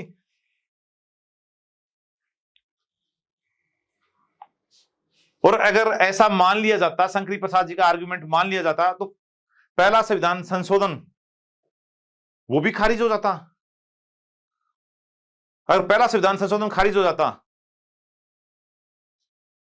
तो 9वीं अनुसूची भी खारिज हो जाती, आर्टिकल 31 ए भी खारिज हो जाता, आर्टिकल 15(4) भी खारिज हो जाता। यानी जो उच्च वर्गों का है, जमींदारों का, वो प्रभुत्व हमेशा बना रहता, और जो मूल अधिकार 1950 में प्रदान कर दिए गए थे ओरिजिनल कॉन्स्टिट्यूशन में, वो अधिकार हमेशा बने रहते, उनमें कटौती की नहीं जा सकती थी। लेकिन देखो 1950 में, 1951, 50, 51 या पूरे 1950 के दशक में केंद्र सरकार में सबसे शक्तिशाली व्यक्ति कौन था? भारत के प्रधानमंत्री जवाहरलाल नेहरू। पूरी केंद्र सरकार उनके हाथ में थी, संसद उनके हाथ में थी, क्योंकि संसद में भारी बहुमत था कांग्रेस का, विभिन्न राज्यों के अंदर भी कांग्रेस का भारी बहुमत होता था, और वो खुद समाजवादी मानसिकता के व्यक्ति थे।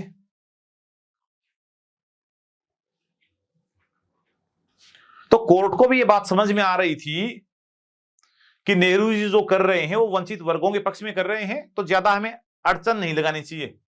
तो शंकरी प्रसाद के मामले में कोर्ट ने क्या डिसीजन दिया कि जो आर्टिकल 13 है और 368 है, इनका आपस में कोई संबंध नहीं है, इनका आपस में कोई संबंध नहीं है, कोई संबंध नहीं है, कोई संबंध नहीं है।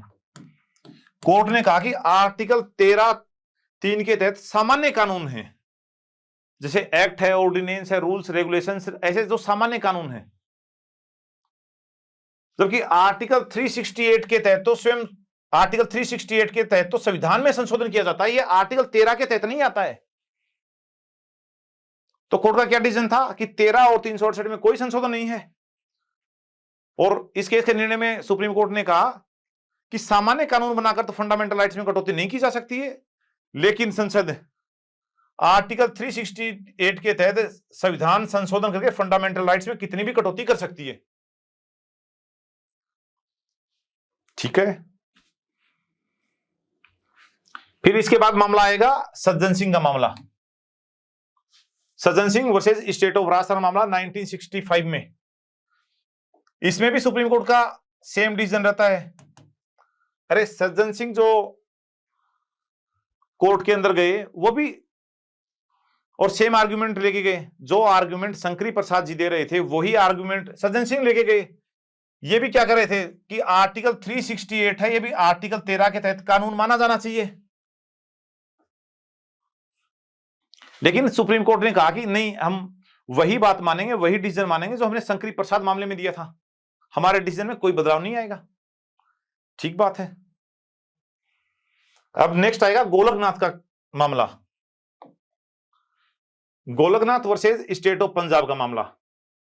ये सारे मामले लैंड रिफॉर्म के ये सारे के सारे मामले लैंड रिफॉर्म्स एक्ट को लागू करने के क्रम में आ रहे हैं, क्योंकि जमींदार वर्ग लगातार हाई कोर्ट और सुप्रीम कोर्ट पहुंच रहे हैं कि हमसे हमारी जमीन छीनी जा रही है, ये गलत बात है, नहीं छीननी चाहिए, इस तरह से। ठीक है, आर्गुमेंट वही है। गोलकनाथ केस में भी गोलकनाथ की तरफ से जो आर्गुमेंट आया वो आर्गुमेंट भी सेम ही था। गोलकनाथ ने क्या कहा कि आर्टिकल 368 के तहत जो संविधान संशोधन किया जाता है, जो संविधान संशोधन अधिनियम पारित किया जाता है, जिसके तहत फंडामेंटल राइट में कटौती की जाती है, वो भी आर्टिकल 13(3) के तहत कानून की परिभाषा में शामिल है। अब की बार इस केस का निर्णय देते हुए सुप्रीम कोर्ट ने इसको एक्सेप्ट कर लिया कि संविधान संशोधन अधिनियम भी आर्टिकल 13 के तहत कानूनी है। गोलकनाथ केस में सुप्रीम कोर्ट ने कहा कि संसद की जो संविधान संशोधन की शक्ति है और सामान्य कानून बनाने की शक्ति है वो एक ही है, इनमें कोई अंतर नहीं है। और सुप्रीम कोर्ट ने क्या कहा कि संविधान संशोधन अधिनियम भी आर्टिकल 13 के तहत कानून माना जाएगा। तो एक भूचाल आ गया, जैसे अगर संविधान संशोधन अधिनियम को भी अगर कानून मान लेंगे तो इसका प्रभाव क्या पड़ेगा? तो फिर संविधान संशोधन के द्वारा भी फंडामेंटल राइट में कटौती की नहीं जा सकेगी। और गोलकनाथ के केस के निर्णय से क्या फंडामेंटल राइट्स के ऊपर क्या प्रभाव पड़ा? जो फंडामेंटल राइट्स थे वो पवित्र हो गए, सैक्रोसेंट हो गए, यानी इनमें कटौती की नहीं जा सकती है। क्योंकि पहले फंडामेंटल राइट्स में कटौती कैसे हो रही थी? संविधान संशोधन के द्वारा फंडामेंटल राइट में सरकार कटौती कर रही थी। गोलकनाथ केस में यह कह दिया कि संविधान संशोधन अधिनियम भी आर्टिकल 13(3) के तहत कानूनी है। और आर्टिकल 13(2) में क्या बताया गया था कि ऐसा कोई भी कानून नहीं बनाया जा सकता जो फंडामेंटल राइट्स के अगेंस्ट हो। यानी अब संविधान संशोधन के द्वारा ही फंडामेंटल राइट्स में कटौती नहीं की जा सकती थी। फंडामेंटल राइट्स पवित्र हो गए, अपरिवर्तनीय हो गए। तो फिर संसद और सरकार ने गोलकनाथ केस में सुप्रीम कोर्ट ने जो फैसला दिया इसका भारी विरोध किया। सरकार का तर्क था कि अगर हम संविधान संशोधन के द्वारा भी फंडामेंटल राइट्स में कटौती नहीं कर पाएंगे तो हम आर्थिक असमानता को दूर कैसे कर पाएंगे? अगर हम भूमि सुधार कानूनों को लागू नहीं कर पाएंगे तो हम जमींदारों से उनकी अतिरिक्त भूमि छीन नहीं सकेंगे, तो फिर हम गरीबों में वितरित क्या करेंगे? आर्गुमेंट सरकार का भी ठीक था।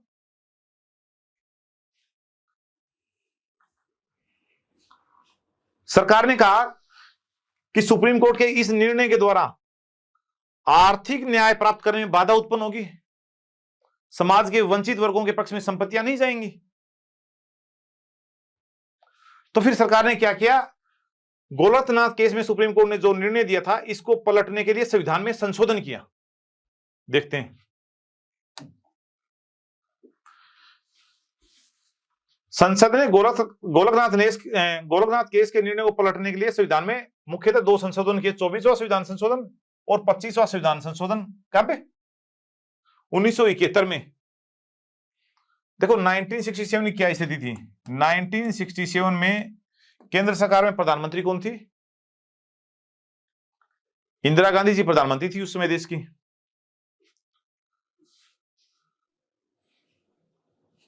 लेकिन उनकी सत्ता पे उस तरह की पकड़ नहीं थी जो जवाहरलाल नेहरू जी की पकड़ थी, क्योंकि जब तक जवाहरलाल नेहरू रहे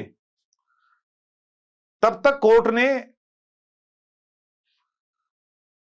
ज्यादा उछल कूद नहीं की, क्योंकि जैसे जवाहरलाल नेहरू जी कब गए हैं? 1964 में, 27 मई 1964 को उनको देहांत हुआ।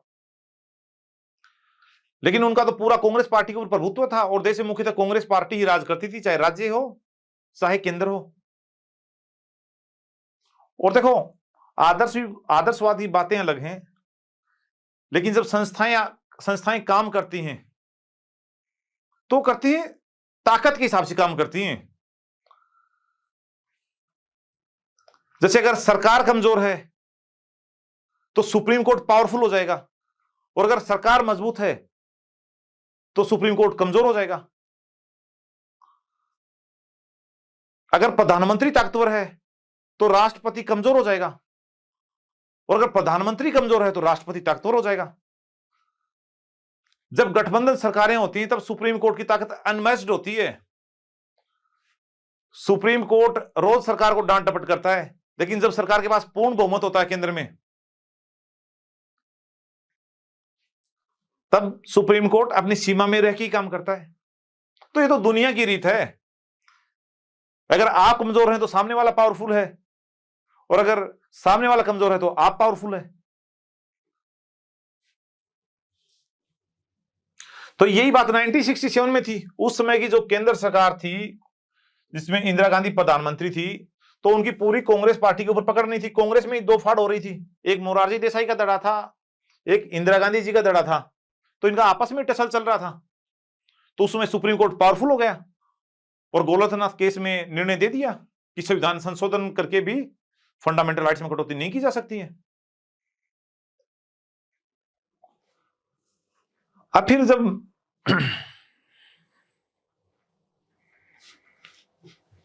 1971 में इलेक्शन हुए, तो उस इलेक्शन में इंदिरा गांधी जी ने नारा दिया गरीबी हटाओ, और लोगों से अपील की कि अगर आप मुझे पूर्ण बहुमत दोगे, अगर आप मेरे हाथों को मजबूत करोगे, तो मैं आपके पक्ष में काम करूंगी, गरीबी हटाने के पक्ष में काम करूंगी, वंचित वर्गों के पक्ष में काम करूंगी।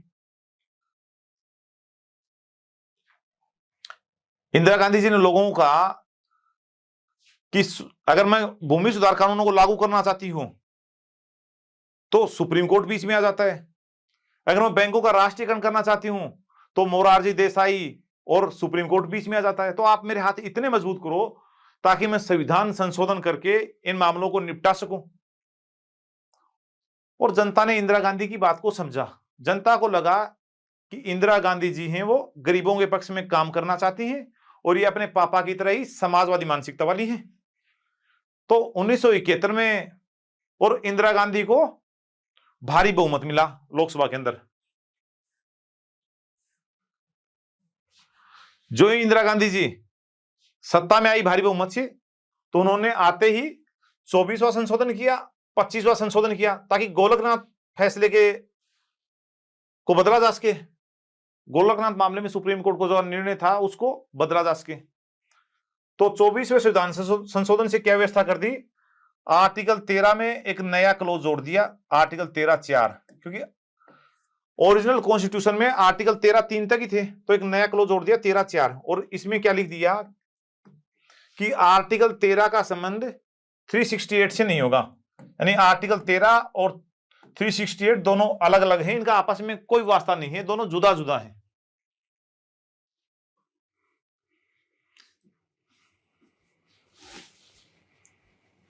फिर आर्टिकल 368 में क्लोज 3 जोड़ दिया। मूल संविधान में आर्टिकल 368 में 2 ही क्लोज है, तीसरा क्लोज जोड़ दिया, और इसमें यह लिख दिया कि इसका कोई भी संबंध आर्टिकल 13 से नहीं होगा, आर्टिकल 13 से नहीं होगा। यानी आर्टिकल 13 और 368 दोनों अलग अलग हैं, इनका आपस में कोई संबंध नहीं है। तो 24वें संविधान संशोधन से संसद ने गोलकनाथ मामले में सुप्रीम कोर्ट का जो फैसला आया था इसको पलट दिया। गोलकनाथ मामले में सुप्रीम कोर्ट का जो डिसीजन आया था, इस डिसीजन को नल एंड वॉइड घोषित कर दिया। मतलब संविधान में लिख दिया। संविधान में संशोधन करके या संसद कानून बनाकर सुप्रीम कोर्ट के निर्णय में परिवर्तन कर सकती है। तो 24वें संविधान संशोधन के द्वारा गोलकनाथ फैसले को पलट दिया गया एक तरह से, क्योंकि गोलकनाथ मामले में क्या कहा था कि आर्टिकल 368 है वो भी आर्टिकल 13 की रेंज में आता है, जबकि 24वें संविधान संशोधन में क्या कर दिया कि ये दोनों अलग अलग हैं, इनका आपस में कोई संबंध नहीं है। फिर 25वां संशोधन किया। 25वें संशोधन से संविधान में एक और आर्टिकल जोड़ दिया, आर्टिकल 31C। आर्टिकल 31A और B कब जोड़े गए थे, पहले संविधान संशोधन से। अब 25वें संविधान संशोधन से एक नया आर्टिकल जोड़ दिया, आर्टिकल 31C। और इस आर्टिकल के जोड़कर क्या व्यवस्था कर दी, इस आर्टिकल को जोड़कर यह व्यवस्था कर दी कि अगर राज्य आर्टिकल 39B और सी को लागू करने के लिए कोई कानून बनाता है तो फिर उस कानून को आर्टिकल 14, 19 और 31 के आधार पर न्यायालय में चुनौती नहीं दी जा सकेगी। आर्टिकल 14 तो एक बेसिक आर्टिकल है। आर्टिकल 19 और 31 किससे जुड़े हुए आर्टिकल थे? संपत्ति के अधिकार से जुड़े हुए आर्टिकल थे। तो 25वें संविधान संशोधन से क्या व्यवस्था कर दी कि अगर राज्य आर्थिक असमानता को कम करने के लिए कानून बनाता है, चाहे वो भूमि सुधार कानून हो, चाहे बैंकों का राष्ट्रीयकरण से संबंधित कानून हो, तो उसे आर्टिकल 14, 19 और 31 के आधार पर न्यायालय में चुनौती नहीं दी जाएगी।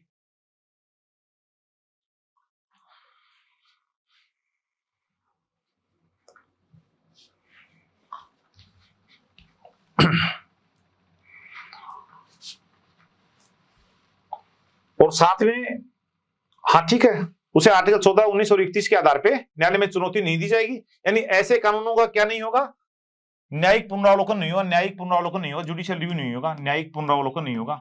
ऐसे कानून जो आर्थिक असमानता को कम करने से संबंधित हैं, अगर वो कानून आर्टिकल 14, 19 और 31 के फंडामेंटल राइट्स को वायलेट भी करते हैं तो उनका न्यायिक पुनरावलोकन नहीं होगा, क्योंकि डीपीएसपी के जो 39B और सी हैं उनको सुपरमेसी दे दी। कौन कौन से फंडामेंटल राइट्स के ऊपर? 14, 19 और 31 के ऊपर, कि जो 39B और सी के जो डीपीएसपी के एलिमेंट हैं ये 14, 19 और 31 के ऊपर सर्वोच्चता रखते हैं। यहां तक बात समझ में आई?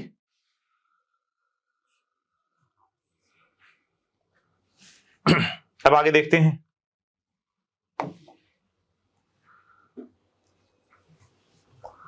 अब बात है 1972 की। ये संविधान संशोधन तो 1971 में कर दिए गए, संसद ने अपनी शक्तियों को रिस्टोर कर लिया। अब सुप्रीम कोर्ट ऐसे किसी मामले की ताक में था कि उनके पास कोई ऐसा मामला है जिसमें वो अपना स्टैंड स्पष्ट कर सके, क्योंकि उन्होंने गोलकनाथ मामले में अपना एक निर्णय दिया था जिसने संसद के हाथ संविधान संशोधन के मामले में बांध दिए थे। तो फिर संसद ने क्या किया? संसद ने संविधान में संशोधन करके दोबारा से वो ताकत प्राप्त कर ली। तो शायद कोर्ट के मन में कोई इंफीरियरिटी कॉम्प्लेक्स सा लग रहा था कि एक बार मेरे पास कोई ऐसा मामला आ जाए जिसमें मैं ठीक से मेरा स्टैंड स्पष्ट कर दूं, क्योंकि कोर्ट को भी शायद अपनी गलती का एहसास हुआ कि गोलकनाथ मामले में उनका जो निर्णय था वो ठीक नहीं था। तो फिर कोर्ट किसी नए केस के माध्यम से अपने स्टैंड को स्पष्ट करना चाहता था। कोर्ट भी दिखाना चाहता था कि मैं भी गरीब वर्गों के विपक्ष में नहीं हूं, क्योंकि गोलकनाथ मामले में सुप्रीम कोर्ट ने जो डिसीजन दिया था उससे एक छवि ये बन गई थी कि कोर्ट है वो वंचित वर्गों के विपक्ष में काम कर रहा है। वो तो जो लैंड होल्डर्स हैं, बड़े बड़े पूंजीपति हैं, उनके पक्ष में काम कर रहा है। सरकार ने तो चुनाव में इसी तरह की छवि प्रस्तुत की थी सुप्रीम कोर्ट की। तो सुप्रीम कोर्ट भी अपनी छवि को सुधारने का प्रयास कर रहा था और अपना स्टैंड स्पष्ट करना चाह रहा था। सुप्रीम कोर्ट को भी लग रहा था कि गोलकनाथ मामले में उनका जो फैसला था वो एक रेडिकल फैसला था। फिर ऐसा मौका मिलता है उनको केशवानंद भारती केस के मामले में, Kesavananda Bharati versus state of Kerala के मामले में। इस पूरे मामले को हम ढंग से समझते हैं। जो केशवानंद भारती थे वो शंकराचार्य के पद के ऊपर थे, जो हिंदू धर्म का बहुत बड़ा पद होता है। केरल में वो एक मठ के स्वामी थे और शंकराचार्य के पद के ऊपर थे, और उनके मठ के अंतर्गत कई हजार एकड़ जमीन आती थी।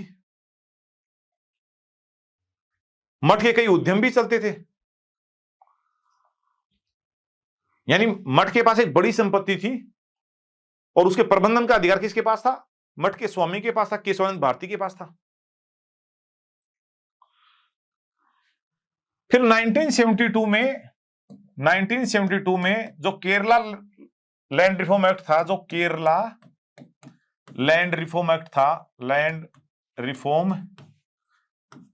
था, इस एक्ट में कुछ संशोधन किए गए।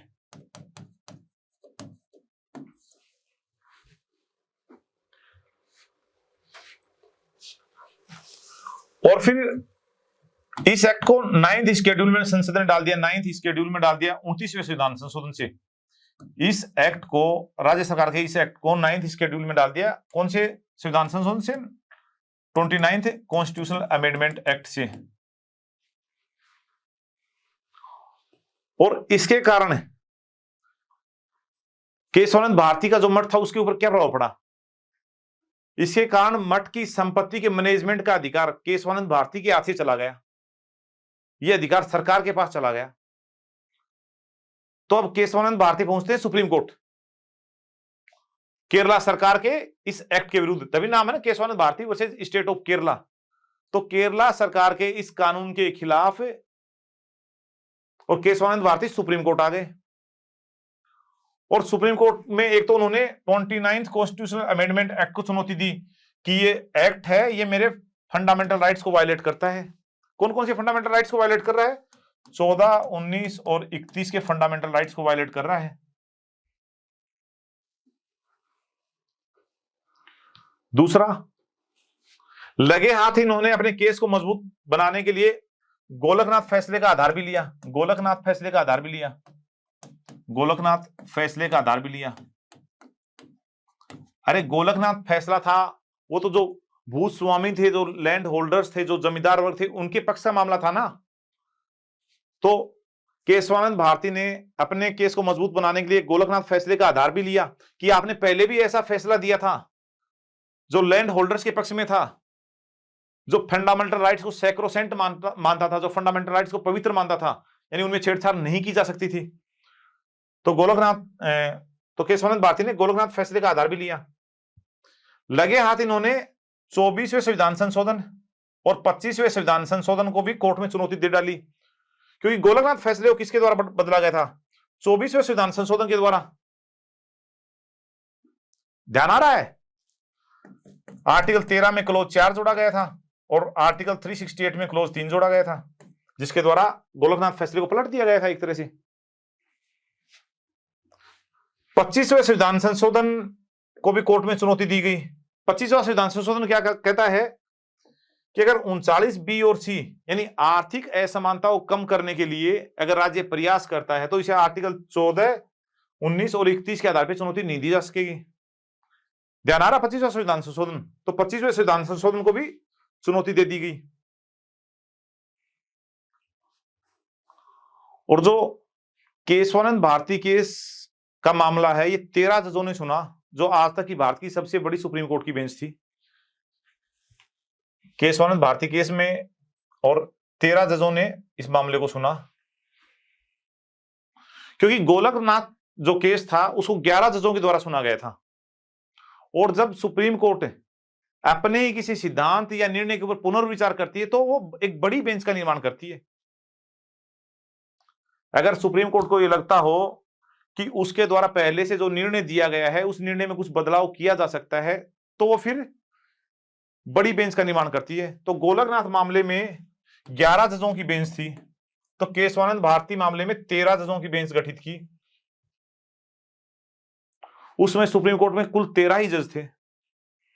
तो सारे के सारे जज इस मामले पर निर्णय देने के लिए एक साथ बैठे। और केशवानंद भारती केस के ऊपर जो बहस हुई वो 68 डेज हुई। 68 डेज, यानी आज तक की सबसे लंबी बहस हुई है वो केशवानंद भारती के मामले में ही हुई है। अब हम केशवानंद भारती मामले में सुप्रीम कोर्ट का डिसीजन देख लेते हैं। सुप्रीम कोर्ट का डिसीजन देख लेते हैं, और ये डिसीजन आया है 7-6 की बहुमत से, थिन मेजोरिटी से। सुप्रीम कोर्ट ने क्या कहा? सुप्रीम कोर्ट ने 24वें संविधान संशोधन को, 24th कॉन्स्टिट्यूशनल अमेंडमेंट एक्ट को क्या मान लिया? वैलिड मान लिया। वैलिड मान लिया। इसका अर्थ है सुप्रीम कोर्ट ने गोलकनाथ फैसले के निर्णय को पलट दिया। सुप्रीम कोर्ट ने गोलकनाथ केस के फैसले को पलट दिया। गोलकनाथ मामले में जो निर्णय दिया था उस अपने निर्णय से सुप्रीम कोर्ट भी पलट गया। अरे वैसे गोलकनाथ निर्णय को 24वें संविधान संशोधन ने ही एक तरह से खारिज कर दिया था, लेकिन सुप्रीम कोर्ट ने अपने स्तर पे भी ये कहा कि गोलकनाथ मामले में हमने जो निर्णय दिया था वो ठीक नहीं है। सुप्रीम कोर्ट ने इस बात को एक्सेप्ट कर लिया, क्योंकि सुप्रीम कोर्ट ने 24वें संविधान संशोधन को वैलिड मान लिया। इसका अर्थ क्या है कि सुप्रीम कोर्ट ने यह मान लिया कि संसद चाहे उतना संविधान में संशोधन कर सकती है। सुप्रीम कोर्ट ने यह मान लिया कि आर्टिकल 13 और 368 का आपस में कोई संबंध नहीं है। आर्टिकल 13 केवल सामान्य कानूनों के ऊपर लागू होता है, आर्टिकल 13 केवल सामान्य कानूनों के ऊपर लागू होता है, जबकि आर्टिकल 368 है वो संविधान संशोधन के मामले में लागू होता है।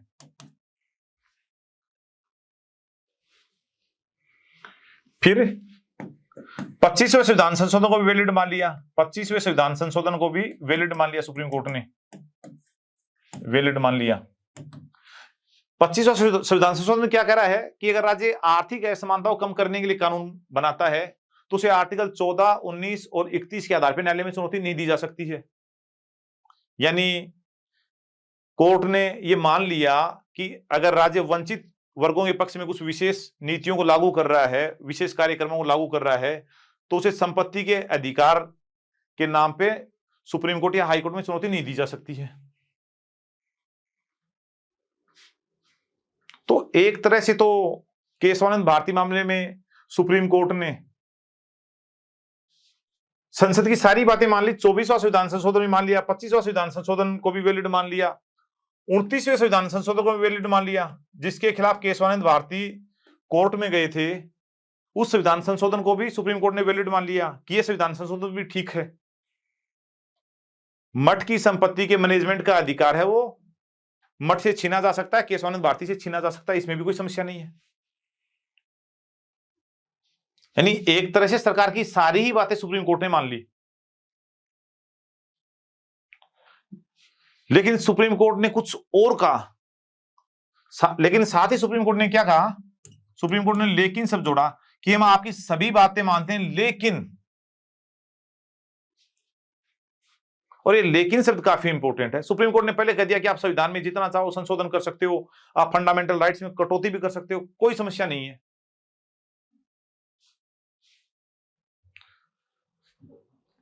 सुप्रीम कोर्ट ने क्या, लेकिन, और ये लेकिन शब्द काफी इंपॉर्टेंट हो गया, लेकिन हमारे संविधान का एक आधारभूत ढांचा है। सुप्रीम कोर्ट ने क्या कहा, हमारे संविधान का एक आधारभूत ढांचा है, हमारे संविधान की कुछ आधारभूत विशेषताएं हैं और इन विशेषताओं को संसद संविधान संशोधन के द्वारा भी नहीं छीन सकती है। सुप्रीम कोर्ट ने कहा कि जिस तरह से किसी भी बिल्डिंग का आधार उसकी नींव या पिलर्स होते हैं, उसी तरह से हमारे संविधान का भी एक आधारभूत ढांचा है, और अगर हमारे संविधान के आधारभूत ढांचे के साथ छेड़छाड़ की गई तो इसका अर्थ यह लगाया जाएगा कि आप संविधान में केवल संशोधन नहीं कर रहे हो, आप एक नया संविधान ही लिख रहे हो, और नया संविधान लिखने की शक्ति आपके पास नहीं है, क्योंकि संविधान लिखने की शक्ति तो संविधान सभा के पास थी जो अब अस्तित्व में नहीं है। आप संविधान में कुछ संशोधन तो कर सकते हो, लेकिन आप नया संविधान लिख नहीं सकते हो, क्योंकि आप संविधान सभा नहीं हो।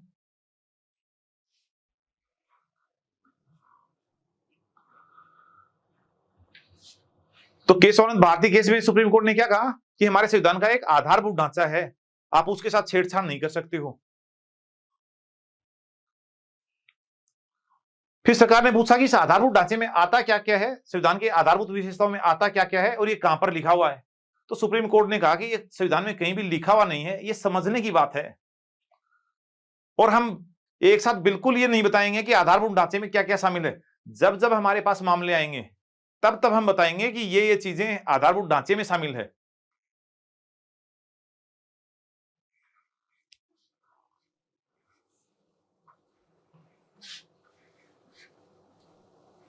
अरे सुप्रीम कोर्ट ने कहा कि जिस तरह से कोई बिल्डिंग होती है, उसकी जो नींव है या जो पिलर्स हैं उसके ऊपर पूरी बिल्डिंग टिकी होती है, उसी तरह से हमारा संविधान है वो भी कुछ विशेषताओं के ऊपर टिका हुआ है।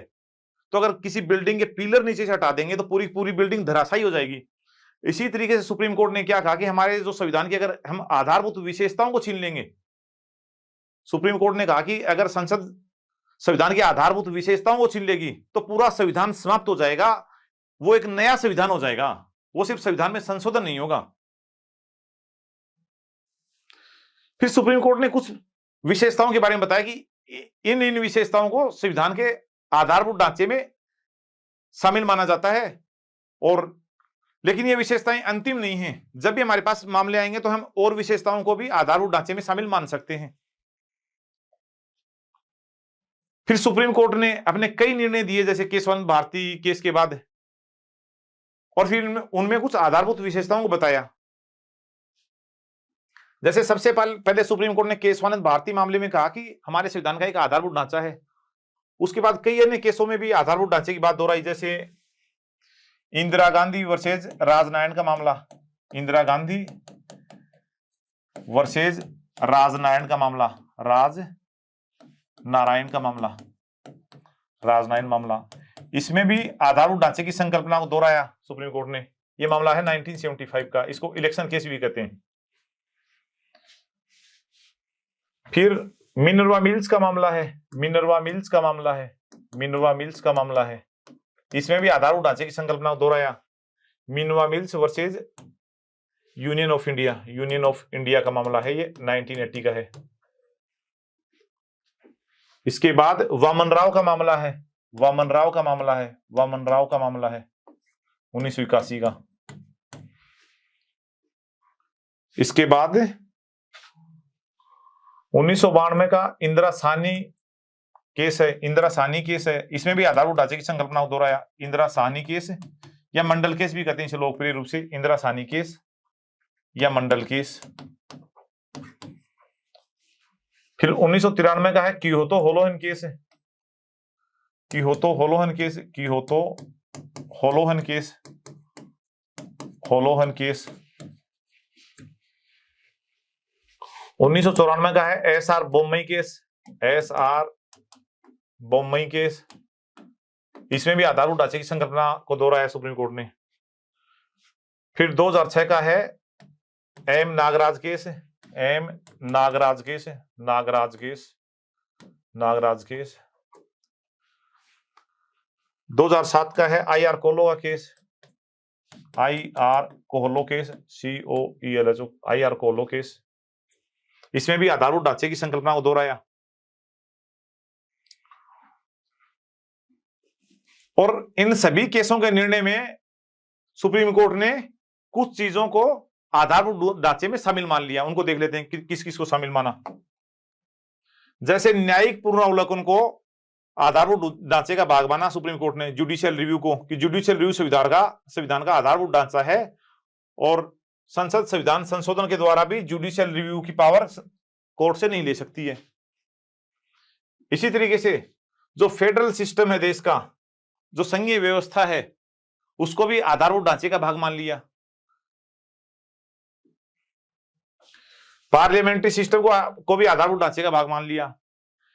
जो जुडिशरी की स्वतंत्रता है, इंडिपेंडेंस ऑफ जुडिशरी, इसको भी आधारभूत ढांचे का भाग मान लिया।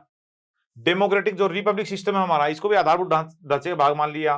बोम्मई केस में सेक्युलरिज्म को, पंथ निरपेक्षता को आधारभूत ढांचे का भाग मान लिया। राइट टू इक्वलिटी को भी आधारभूत ढांचे का भाग माना। वेलफेयर स्टेट को भी आधारभूत ढांचे का भाग माना। Constitutionality and rule of law, संवैधानिकता व विधि के शासन को भी आधारभूत ढांचे का भाग माना। फंडामेंटल राइट्स व DPSP के बीच में हार्मोनियस रिलेशनशिप है, इसको भी आधारभूत ढांचे का भाग माना। सेपरेशन ऑफ पावर को भी आधारभूत ढांचे का भाग माना, कि न्यायपालिका के पास अपनी शक्तियां होंगी, कार्यपालिका के पास अपनी शक्तियां होंगी, विधायिका के पास अपनी शक्तियां होंगी, और शासन का कोई भी अंग है वो शासन के दूसरे अंग की शक्तियों के मामले में हस्तक्षेप नहीं करेगा। तो सेपरेशन ऑफ पावर को भी आधारभूत ढांचे का भाग मान लिया। देश की unity, integrity and sovereignty of country को भी आधारभूत ढांचे का भाग मान लिया। फ्री एंड फेयर इलेक्शन को भी आधारभूत ढांचे का भाग मान लिया। तो सुप्रीम कोर्ट ने अपने कई निर्णयों में इन तत्वों को आधारभूत ढांचे का भाग मान लिया। और साथ में यह भी है कि यह लिस्ट है, ये कंप्लीट नहीं है, इसमें और तत्व भी जोड़े जा सकते हैं। सुप्रीम कोर्ट अपने निर्णय में कह सकता है कि ये भाग भी या ये तत्व भी आधारभूत ढांचे का भाग है, तो वो तत्व भी आधारभूत ढांचे में शामिल हो जाएगा, संविधान की मूल विशेषताओं में शामिल हो जाएगा।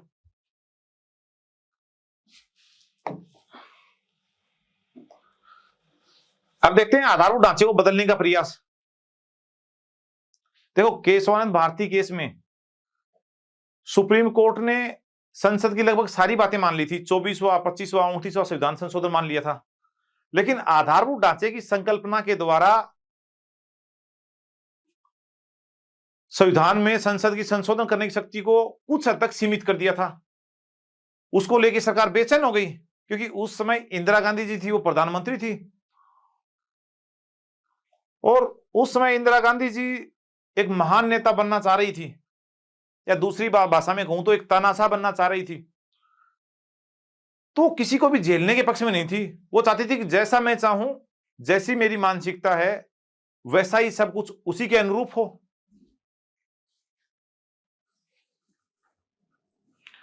इसको तो तानाशाही प्रवृत्ति माना जाएगा।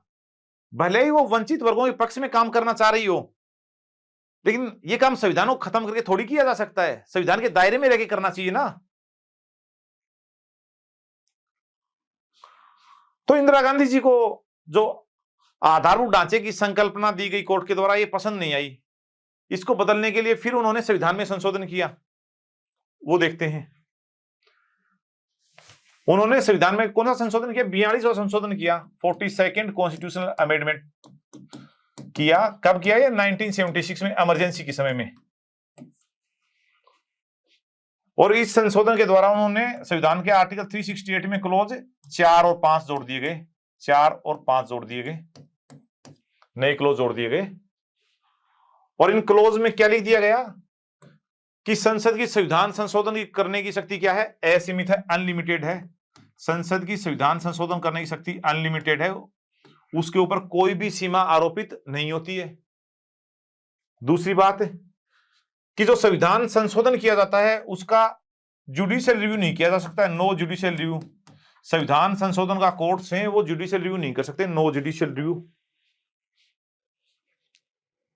तो इस तरह से 42वें संविधान संशोधन के द्वारा संसद ने आधारभूत ढांचे को खत्म करने का प्रयास किया।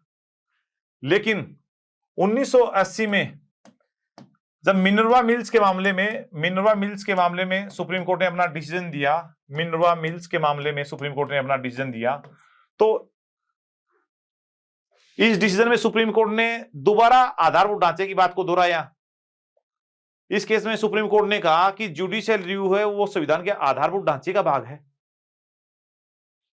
यानी सुप्रीम कोर्ट ने 42वें संविधान संशोधन के बाद 1980 में मिनर्वा मिल्स मामले में फिर से क्या कहा कि हमारे संविधान का एक आधारभूत ढांचा है, इसके साथ छेड़छाड़ नहीं की जा सकती है।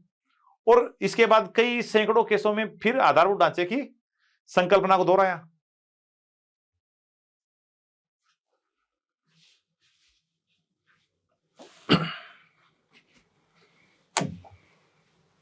आप देखते हैं हम 9th schedule and doctrine of basic structure, यानी 9वीं अनुसूची और संविधान का आधारभूत ढांचा, इनमें आपस में क्या संबंध है?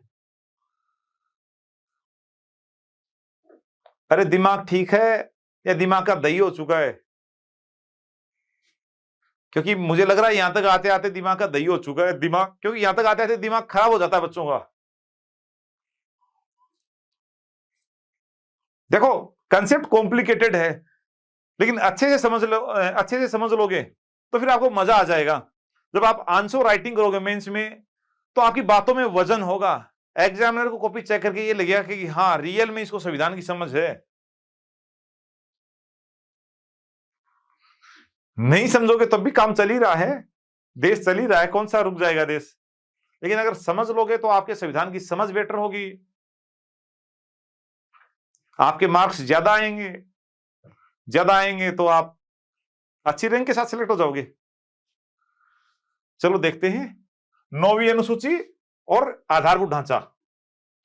9वीं अनुसूची को संविधान में किस संविधान संशोधन के द्वारा शामिल किया गया था? क्योंकि मूल संविधान में तो 8 अनुसूचियां थी, तो 9वीं अनुसूची को शामिल किया गया था फर्स्ट कॉन्स्टिट्यूशनल अमेंडमेंट एक्ट के द्वारा, पहले संविधान संशोधन के द्वारा। कब? 1951 में।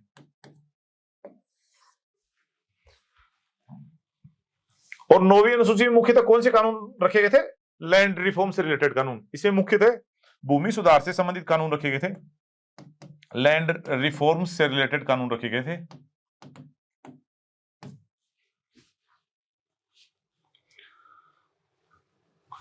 और बेसिक स्ट्रक्चर की डॉक्ट्रिन पहली बार कब आई थी? केशवानंद भारती केस के निर्णय के समय, 24 अप्रैल 1973 को। तो बेसिक स्ट्रक्चर का कंसेप्ट पहली बार सुप्रीम कोर्ट के द्वारा प्रतिपादित किया गया था। कब? केशवानंद भारती केस के निर्णय के मामले में 24 अप्रैल 1973 को। 24 अप्रैल 1973 को।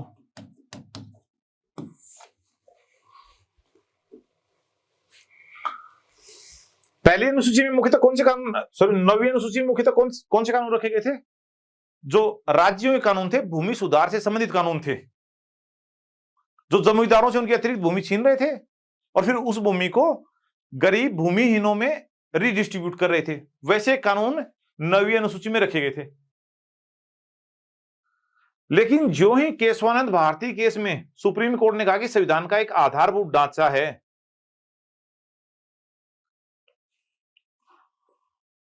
और इस आधारभूत ढांचे के साथ छेड़छाड़ नहीं की जा सकती है,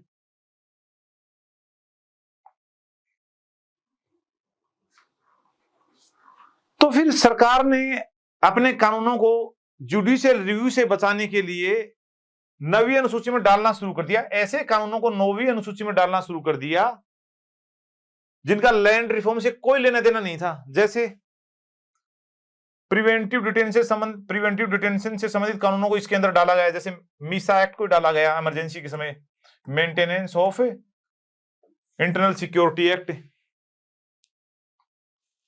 ये प्रिवेंटिव डिटेंशन का कानून था। इस कानून का लैंड रिफॉर्म से कोई लेना देना नहीं है, आर्थिक असमानता से कोई लेना देना नहीं है।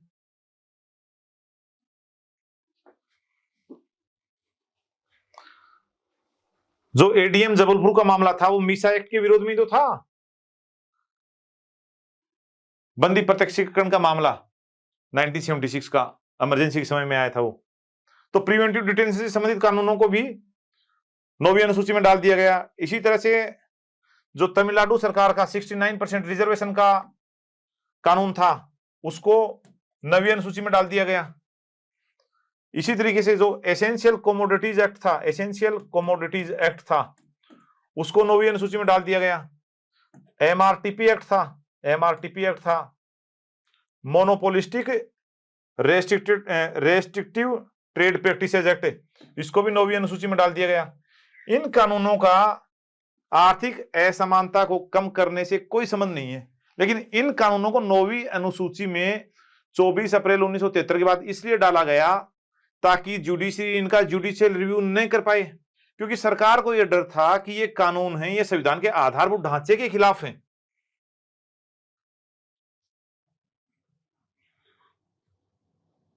और सरकार को यह लग रहा था कि अगर जुडिशरी इन कानूनों का जुडिशियल रिव्यू करेगी तो इनको आधारभूत ढांचे के नाम पे नल एंड वॉइड घोषित कर देगी। इसलिए सरकार ने इन कानूनों को उठा के 9वीं अनुसूची में डाल दिया।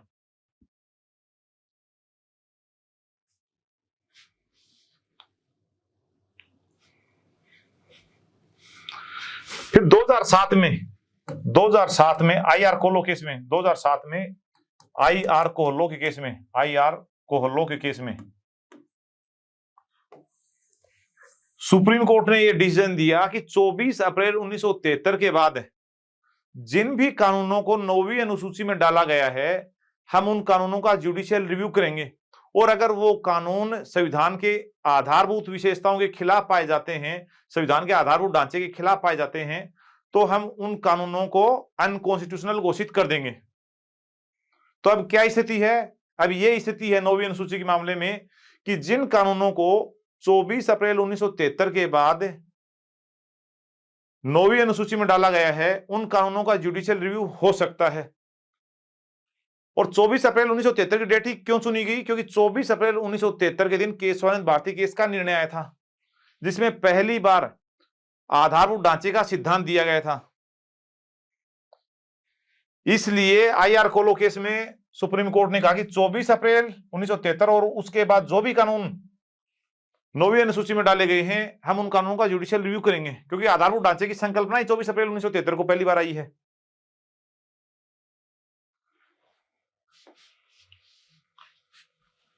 अब हम आगे देख लेते हैं basic structure and separation of power, यानी शक्ति पृथक्करण का सिद्धांत और आधारभूत ढांचे का सिद्धांत। इनका आपस में हम कॉन्ट्राडिक्शन देख लेते हैं, क्या ये आपस में कॉन्ट्राडिक्ट करते हैं। सेपरेशन ऑफ पावर का अर्थ क्या है? कि विधायिका, कार्यपालिका और न्यायपालिका की शक्तियां अलग अलग होंगी। स्वयं सुप्रीम कोर्ट ने अपने निर्णय में कहा है कि जो सेपरेशन ऑफ पावर है वो आधारभूत ढांचे का भाग है। हमारे संविधान में कहीं भी सेपरेशन ऑफ पावर की बात नहीं लिखी गई है, लेकिन यह माना जाता है कि मोटे तौर पर भारत में भी सेपरेशन ऑफ पावर लागू होता है, क्योंकि संसदीय शासन प्रणाली में सेपरेशन ऑफ पावर उस तरह से लागू नहीं होता है जिस तरह से अध्यक्षीय शासन प्रणाली में सेपरेशन ऑफ पावर लागू होता है। जैसे अमेरिका में अध्यक्षीय शासन प्रणाली है, वहां विधायिका है वो अलग है, कार्यपालिका अलग है, न्यायपालिका अलग है। जैसे अमेरिका में है, कार्यपालिका कौन हो गया, जैसे राष्ट्रपति हो गया, तो राष्ट्रपति खुद और अन्य मंत्री वो खुद ही अपॉइंट करता है, उनका विधायिका से कोई लेना देना नहीं है। वहां के जो कार्यपालिका के सदस्य हैं वो विधायिका के सदस्य नहीं होते हैं, विधायिका और कार्यपालिका बिल्कुल सेपरेट है अमेरिका में, क्योंकि वहां प्रेसिडेंशियल फॉर्म ऑफ गवर्नमेंट है। जबकि भारत में संसदीय शासन प्रणाली है, और संसदीय शासन प्रणाली में कार्यपालिका के जो सदस्य हैं वो विधायिका के भी सदस्य होते हैं। जैसे मोदी जी प्रधानमंत्री हैं, लेकिन साथ ही लोकसभा के सदस्य भी हैं। लेकिन फिर भी मोटे स्तर पे ये माना जाता है कि भारत में भी सेपरेशन ऑफ पावर लागू होता है, मोटे तौर पे सेपरेशन ऑफ पावर लागू होता है कि विधायिका अपना काम करेगी, यानी विधायिका कानून वानून बनाएगी, कार्यपालिका उन्हें लागू करेगी, और न्यायपालिका न्याय देने का काम करेगी।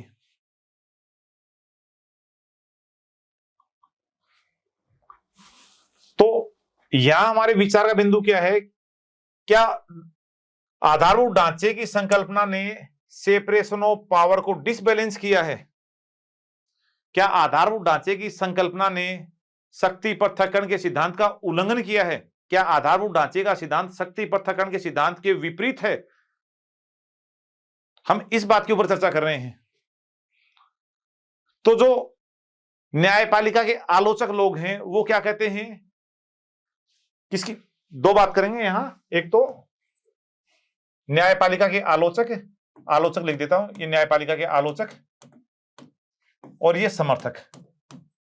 तो ऐसे विद्वान लोग जो आधारभूत ढांचे के नाम पे न्यायपालिका की आलोचना करते हैं, वो लोग कहते हैं कि आधारभूत ढांचे की संकल्पना ने शक्ति पृथक्करण के सिद्धांत का खंडन किया है, क्योंकि संसद की संविधान संशोधन की शक्ति के ऊपर कोई भी सीमा आरोपित नहीं करता है। आर्टिकल 368 में संसद की संविधान संशोधन की शक्ति के ऊपर संविधान में कोई भी सीमा आरोपित नहीं की गई है। लेकिन न्यायालय ने आधारभूत ढांचे की संकल्पना दी, और आधारभूत ढांचे की संकल्पना ने संसद की संविधान संशोधन की शक्ति को सीमित कर दिया, और यह शक्ति पृथक्करण के सिद्धांत के खिलाफ है। यह माना जाता है कि संसद की शक्तियों में न्यायपालिका हस्तक्षेप कर रही है, और उसने संसद की शक्तियों में हस्तक्षेप करते हुए उसकी संविधान संशोधन की शक्ति को सीमित कर दिया, उसकी संवैधानिक शक्ति को सीमित कर दिया। क्योंकि आर्टिकल 368 में तो कहीं भी ये लिखा हुआ नहीं है कि संसद की संविधान संशोधन की शक्ति आधारभूत ढांचे की संकल्पना के द्वारा सीमित होगी, ऐसा तो संविधान में नहीं लिखा है। एग्जाम्पल से भी देख लेते हैं। जैसे 99वां संविधान संशोधन पारित किया गया, 99वां संविधान संशोधन पारित किया गया 2014 में, और इसके द्वारा क्या व्यवस्था की गई? इस संविधान संशोधन के द्वारा यह व्यवस्था की गई थी कि उच्च न्यायपालिका में, हायर जुडिशियरी में, यानी सुप्रीम कोर्ट और हाई कोर्ट में जो नियुक्तियां होंगी उसमें कुछ बदलाव किए जाने का प्रावधान था। यानी हायर जुडिशियरी में नियुक्तियां एनजेसी के माध्यम से होंगी, नेशनल जुडिशियल अपॉइंटमेंट कमीशन के माध्यम से होंगी। यह व्यवस्था किसके द्वारा की गई थी? संविधान संशोधन के द्वारा की गई थी। लेकिन न्यायपालिका ने आधारभूत ढांचे के नाम पे 99वें संविधान संशोधन को अनकॉन्स्टिट्यूशनल घोषित कर दिया, असंवैधानिक घोषित कर दिया, और न्यायपालिका ने कहा कि अगर इस तरीके से हायर जुडिशरी में नियुक्तियां होंगी तो इससे न्यायपालिका की स्वतंत्रता का हनन होगा, इंडिपेंडेंस ऑफ जुडिशरी के ऊपर नेगेटिव इफेक्ट आएगा। और आपको पता है कि इंडिपेंडेंस ऑफ जुडिशरी संविधान के आधारभूत ढांचे का भाग है। यानी न्यायपालिका ने आधारभूत ढांचे के नाम पे 99वें संविधान संशोधन को खारिज कर दिया, जबकि संविधान का आर्टिकल 368 तो जो संसद को संविधान संशोधन की शक्ति देता है वो तो कोई भी सीमा आरोपित नहीं करता है, लेकिन न्यायपालिका ने आधारभूत ढांचे के नाम पे इस संविधान संशोधन को ही खारिज कर दिया। लेकिन जो न्यायपालिका के समर्थक लोग हैं, इनके पक्ष के जो विद्वान हैं, खुद न्यायविद हैं, वो आधारभूत ढांचे की संकल्पना को आवश्यक मानते हैं। उनका तर्क है कि आधारभूत ढांचे के कारण ही हमारा संविधान बचा हुआ है, अदरवाइज हमारे संविधान में ऐसे संशोधन होते जो संविधान की भावना के ही खिलाफ होते, उसे संविधान ही समाप्त हो जाता। और न्यायपालिका का कहना है कि हमारा संविधान है वो कोई मर्त दस्तावेज नहीं है, डेड दस्तावेज नहीं है। हमारा संविधान एक लिविंग एंड डायनेमिक डॉक्यूमेंट है। हमारा संविधान एक जीवंत यानी लिविंग और गतिशील दस्तावेज है। हमारा संविधान जीवंत और गतिशील दस्तावेज है। हमारा संविधान लिविंग और डायनेमिक डॉक्यूमेंट है। और संविधान का इंटरप्रिटेशन, संविधान की व्याख्या बदलती परिस्थितियों के संदर्भ में करनी चाहिए। और न्यायपालिका के जो समर्थक लोग हैं या न्यायपालिका के जो लोग हैं वो कहते हैं इसीलिए हमने आधारभूत ढांचे की संकल्पना दी, क्योंकि संविधान तो 1950 में लिख दिया गया था, लागू भी कर दिया गया था। तो क्या हम आगे आने वाले 500 वर्षों तक भी 1950 में जो बातें लिखी गई हैं उन्हीं के अनुसार चलते रहें? अगर परिस्थितियां चेंज होंगी तो हमें संविधान की व्याख्या भी नए सिरे से करनी पड़ेगी। तो न्यायपालिका ने कहा कि निश्चित रूप से आर्टिकल 368 के अंदर स्पष्ट रूप से संसद की संविधान संशोधन की शक्ति के ऊपर कोई भी सीमा आरोपित नहीं की गई है, लेकिन संविधान तो 1950 में लागू हो गया था। हमने पहली बार आधारभूत ढांचे का सिद्धांत दिया 1973 में केशवानंद भारती केस के निर्णय के मामले में, क्योंकि परिस्थितियां चेंज हो गई थी। संसद ने संविधान में कुछ ऐसे संशोधन किए थे जो संविधान की भावना के प्रतिकूल लग रहे थे। तो संसद संविधान संशोधन के द्वारा संविधान को समाप्त ही नहीं करते, इसलिए हमने आधारभूत ढांचे का सिद्धांत दिया। साथ ही न्यायपालिका ने यह कहा कि संविधान की रक्षा का दायित्व भी तो न्यायपालिका के ऊपर है। तो अगर संसद कुछ ऐसे संशोधन करेगी जिसे संविधान ही खत्म हो जाएगा तो फिर न्यायपालिका क्या करेगी? न्यायपालिका अपनी जिम्मेदारी तो निभाएगी। तो न्यायपालिका ने अपनी जिम्मेदारी निभाने के लिए, संविधान की रक्षा करने के लिए आधारभूत ढांचे का सिद्धांत दिया। तो अगर आपको एग्जाम में क्वेश्चन लिखना हो तो आप दोनों चीजों को बैलेंस करके लिखना। इधर आधारभूत ढांचे की जो आलोचना है उसके बारे में जैसे 2 लाइन लिख दी या 4 लाइन लिख दी, तो इधर समर्थन में आपको 10 लाइन लिखनी है, क्योंकि निश्चित रूप से आधारभूत ढांचे के सिद्धांत ने हमारे संविधान की रक्षा की है। क्योंकि संविधान में जैसे 42वां संशोधन हुआ था इमरजेंसी के समय, तो एक तरह से उसने संविधान को समाप्ति कर दिया था, लेकिन बाद में 44वें संविधान संशोधन से 42वें संविधान संशोधन को कुछ हद तक नलिफाई किया गया। और फिर 1980 में मिनर्वा मिल्स मामले में दोबारा आधारभूत ढांचे की संकल्पना को प्रस्तुत किया सुप्रीम कोर्ट ने।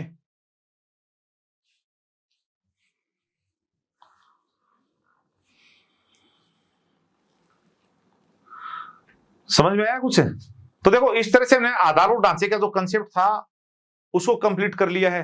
अब आप कितना डाइजेस्ट कर पाए हो ये तो आपके ऊपर डिपेंड करता है, लेकिन अगर आप वीडियो को 2-3 बार देखोगे और अगर आपने साथ साथ कुछ लिखा भी है तो आपको शायद ठीक से समझ में आ जाएगा। कंसेप्ट पेचीदा था, लेकिन जितना सिंपल हो सकता था उतना सिंपल मैंने प्रस्तुत करने की कोशिश की है। So thank you very much. जय हिंद, जय भारत।